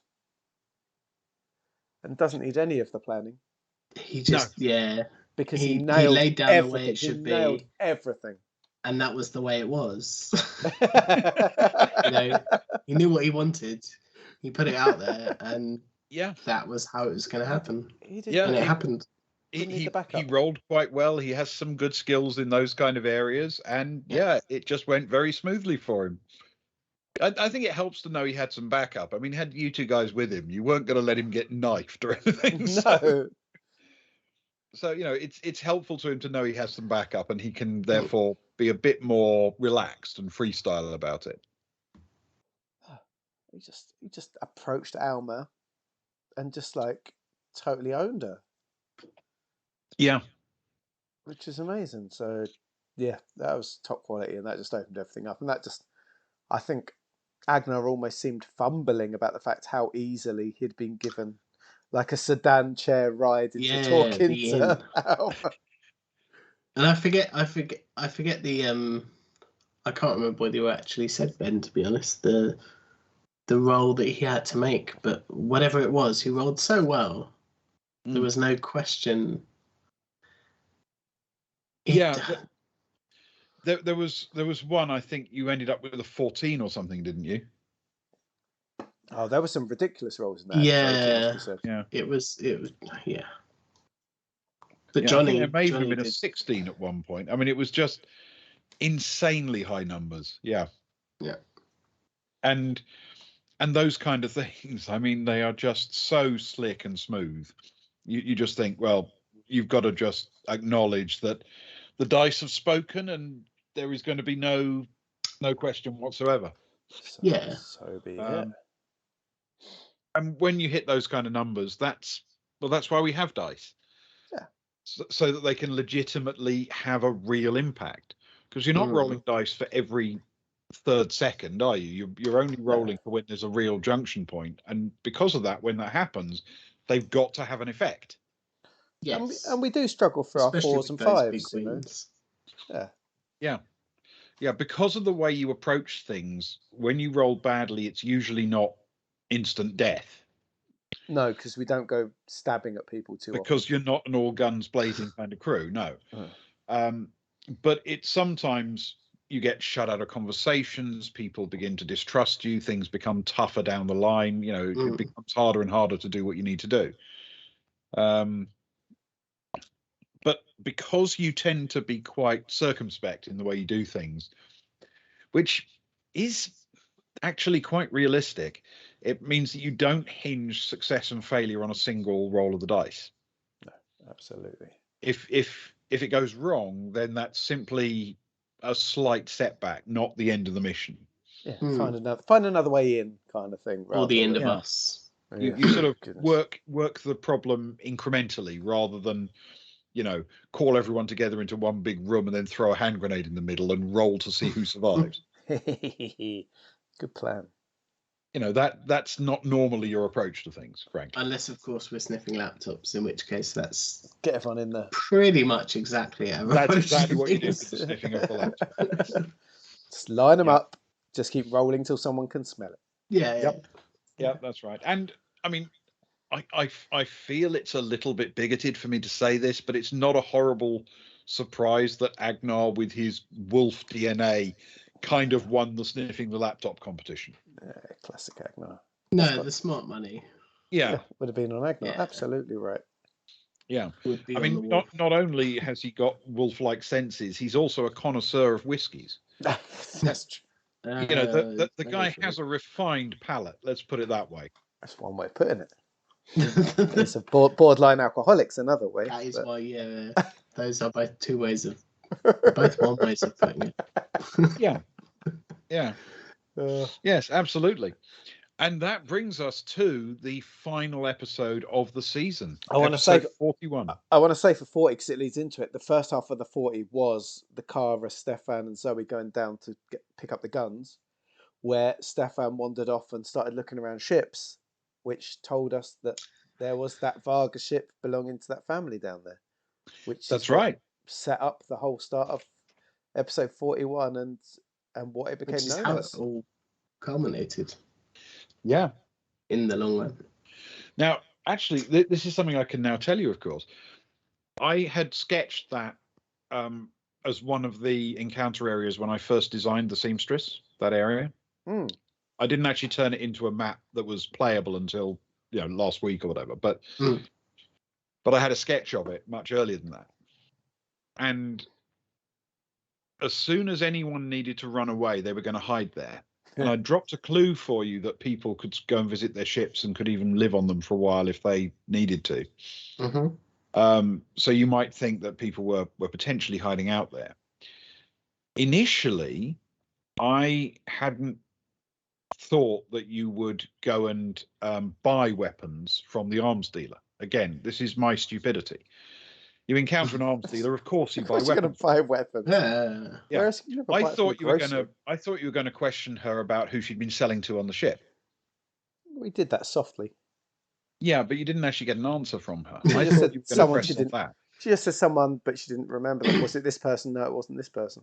Good for us. So when I designed the ship bay, I put her ship next to the Varga ship simply for the convenience that if you spent your time wandering around all of the hangar bays looking for a potential place where these people might be hiding, you would then find a Varga ship and think, oh, that's suspicious. I wonder if it's the same markings as those guys up on the luxury deck. Mm. And put two and two together, and then you would also find her ship with her markings on it and think, this could be full of weapons, let's have some. It never even occurred to me you would go by law-abiding means to actually go and purchase weapons from this person. That's how you should do things, isn't it, surely? What can we say, Ben? We're law-abiding Come on, people. Ben. Absolutely. But it did not occur to me that I would be doing that, which, because of that, means that it was rather convenient that when you wandered around the back, the ship you just happened to blunder into was the Varga ship. It wasn't it wasn't supposed to happen in that direction, if that makes sense. Yeah, we did it back to front to what you expected. You approached it in reverse, so it looked really coincidental. Whereas if you'd done it the way I assumed you would, going looking for the Varga ship and then finding the arms dealer's ship, you'd have thought, oh, that's helpful, rather than Yeah. Look at that. What are the odds of that? Have we ever? I don't think we've ever actually stolen. We're not big thieves, considering Stefan stole a big ship in his younger years. You stole a vast amount of money. Doesn't count. We stole from some criminals. Doesn't count. It was a huge amount of money. Yeah, 1 mega credit. We gave it back though. Yeah, you stole that. We found it on someone, didn't we? Well, Stefan found it on someone. Yeah, I like to feel that we steal from. We Robin Hood our way around the universe. We never steal from the poor. We always make sure we pay the poor. We overpay. We certainly don't. We certainly don't steal from the Tims of this world. No, you steal from the wounded. Basically, is what you steal. They shouldn't have fought us, should they? They shouldn't have been at the end of our wrath. Just let us do our things. We're the heroes of the story, not you. Yes, I know. No, all I'm saying is I thought you would find the arms trader's ship and realise that she might have a stack on board the vessel. And whether you stole from her or bought it from her, the point is that would then lead you back to her.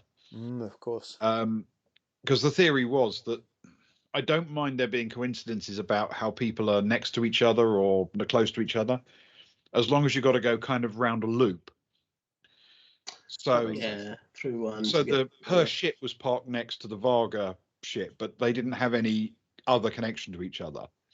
She was next door to Telon Rack, but they didn't have any other connection together, if you see what I mean. Yeah. So there were all sorts of loops you could follow where people were close to each other, but they wouldn't be artificially convenient because each one would only be one step. Yeah. Oh God, what was that? Creaking. What was that one, Sparrow? Doesn't count. What doesn't count? Oh no, Sparrow just lurks in. He hits us and then vanishes again. Strong kick game. Sullen light poultry bat chests. Wow. Yeah, I'm slightly worried what that was because what doesn't count? What doesn't count? Did you think I wasn't paying attention? That's sinister, that, Spez. Oh, Very God. sinister. To be honest, I lie in bed at night expecting your head to poke through the window. That's how much I think you're paying attention. The weird thing is, I'm starting to have these weird things about expecting Boodle to jump on my face. That's right. Vast amount of money. It doesn't count. You're right. It doesn't count. That's correct. Yes. It doesn't count. Oh, that one. Yes. We gave it back. Yeah, we did give it back. We kept it for a while. We thought about buying a ship. We did. That is fair. It did end up in one of the darkest moments where the guy that used to play with us, me and him, got into a massive argument that night about how we should spend the money. Yes. And it didn't end up very well. We were both. Yes. In fact, I think to be fair, the only argument that we've ever had. Yeah. It's only because I wanted to keep the Baltic Star because I thought it was a beautiful thing. And a good name. Strong Good name. name. Yeah, exactly. Anyway, episode Anyway. 41. Oh, he's not a former player because of that moment, but No. Anyway, So- episode 41. Episode 41. So essentially, this all brought it to a head. And though there were a couple of wraparound bits, the big parts of this one turned out to be going to visit the ship bay and collecting the weapons and dealing with that. Then going back to investigate the Varga ship. Yes. To build the Resplendent 7, of course. The Resplendent. Did someone come up with that in chat? Was that you, Spez? Or was that Socks? Someone said the Resplendent 7. That was, definitely chat. That's chat. Oh, what a title. Yeah, the Resplendent 7 was Such a finale very, name. very good. The theme song keeps going through my head. Yeah. And so there was that, and then there was essentially the, do you know why I brought you all here together today thing? Yeah. So yes, we had the Resplendent 7 riding to the event, and then we had the final resolution, at least of the murder inquiry. There are a few other strands that haven't been quite wound up, but essentially the murder investigation is basically covered. The Resplendent 7 was wonderful.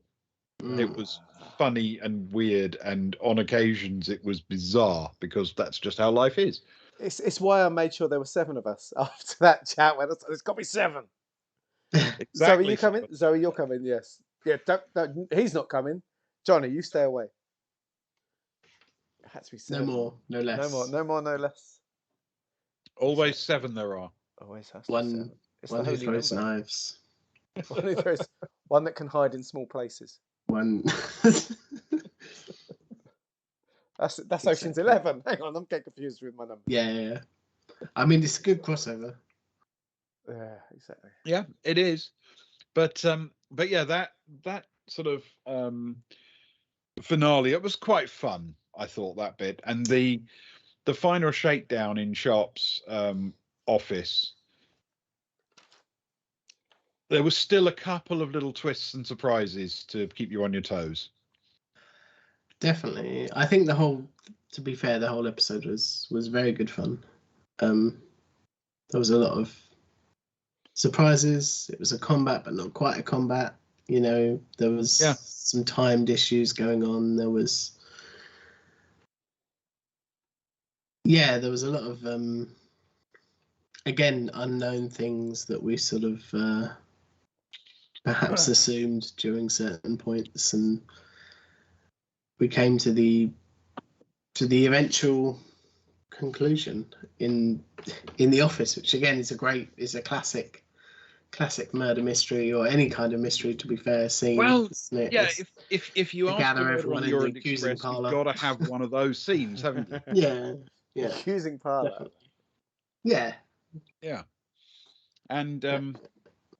And yes, there was still a shocking revelation, even though you went in there pretty much knowing everything. There were still one or two moments where it was like, oh my God, she tried to kill him. Yeah, Cathedral as well. Cathedral, the agent that we Yeah. never even realised. Yeah. I'm glad Yeah. Stefan spotted it. Well done, Stefan. Yes.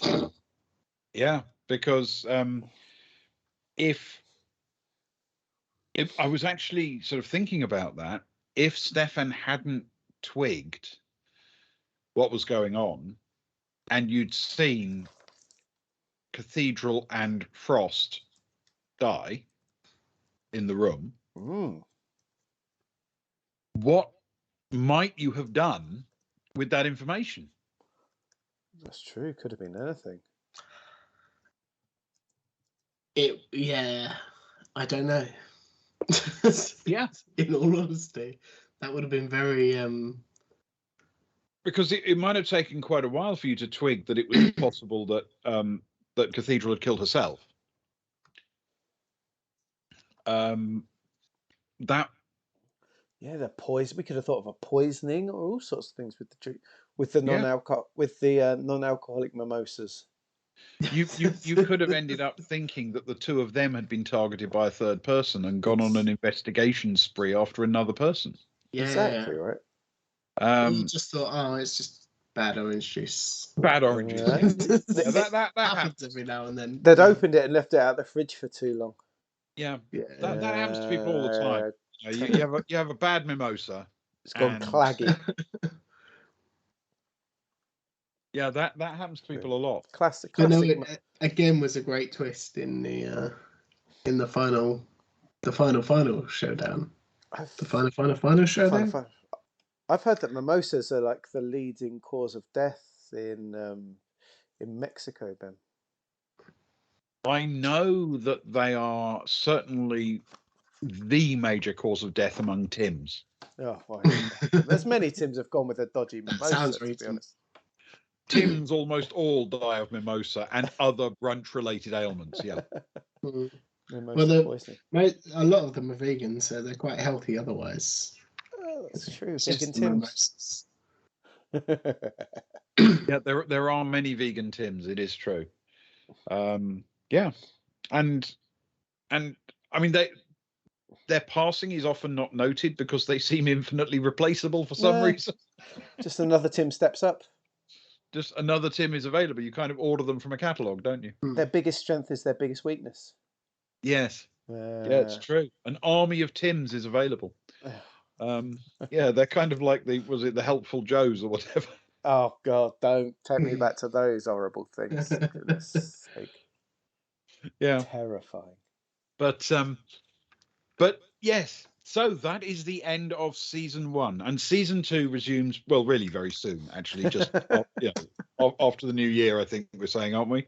Yeah, it just makes us sound better if we've got seasons. It makes us sound well professional, doesn't it? Yeah, new year, new season. Yeah. Why not?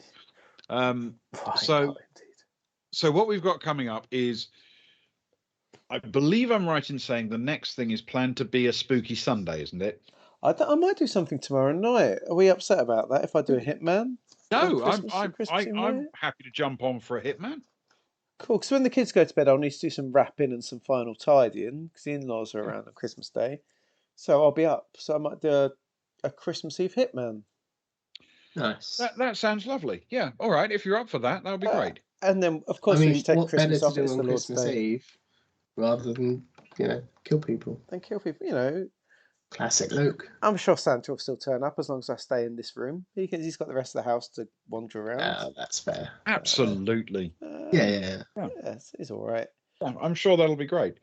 So great. That's lovely. So I will work on the assumption that there will be Hitman tomorrow evening at the usual sort of 1:45 kind of time. Yeah, and then and then nothing for Christmas because it's Jesus' birthday. We've got to leave that holy. Mm-hmm. And then it's Spooky Sunday on Sunday. Spooky Sunday on Sunday. Spez, you're right. He doesn't mind. He knows when we're sleeping. He knows when we're awake. And as adults, yeah, he's fine with it. And as long as you don't tickle his beard, he's okay, isn't he? And in this country, Sunday is what we call Boxing Day. Yes. So the trick is to keep as many of the characters in Until Dawn out of the boxes. Exactly. I think we're very close. I think we should have finished last week. I think we're really close to the end. Well, I suddenly got a sudden vibe about it. But we will have a go with a Spooky Sunday, and what's the worst that happens? We spend 15 minutes abusing you in chat rather than playing a computer game. Well, we do that, and then I move to Man of Medan. We do the intro. There we go. Man of Medan. So it's all happy days. Which is all good. That's another spooky game. Similar, Spez. It's similar to Until Dawn. Same company, group of people do something spooky. What more could you need for Spooky Sunday? Yeah. So we will do that. Well, I think it only falls to us to say thank you so much to everyone for watching us this evening and for the entire season. Yes. And I hope you'll join us for the next season. And have a lovely Christmas. And we'll be catching up next week in various things that we haven't worked out what we're doing yet. I may do a behind the screens in between Christmas and New Year. You should. Yes. I may have a thing there. Yes. So yeah, we'll do some stuff. Do some stuff, man. Fantastic. Yeah. Right. Most Right. certainly. Farewell, everyone. Sleep well, and I'll see you tomorrow on Hitman.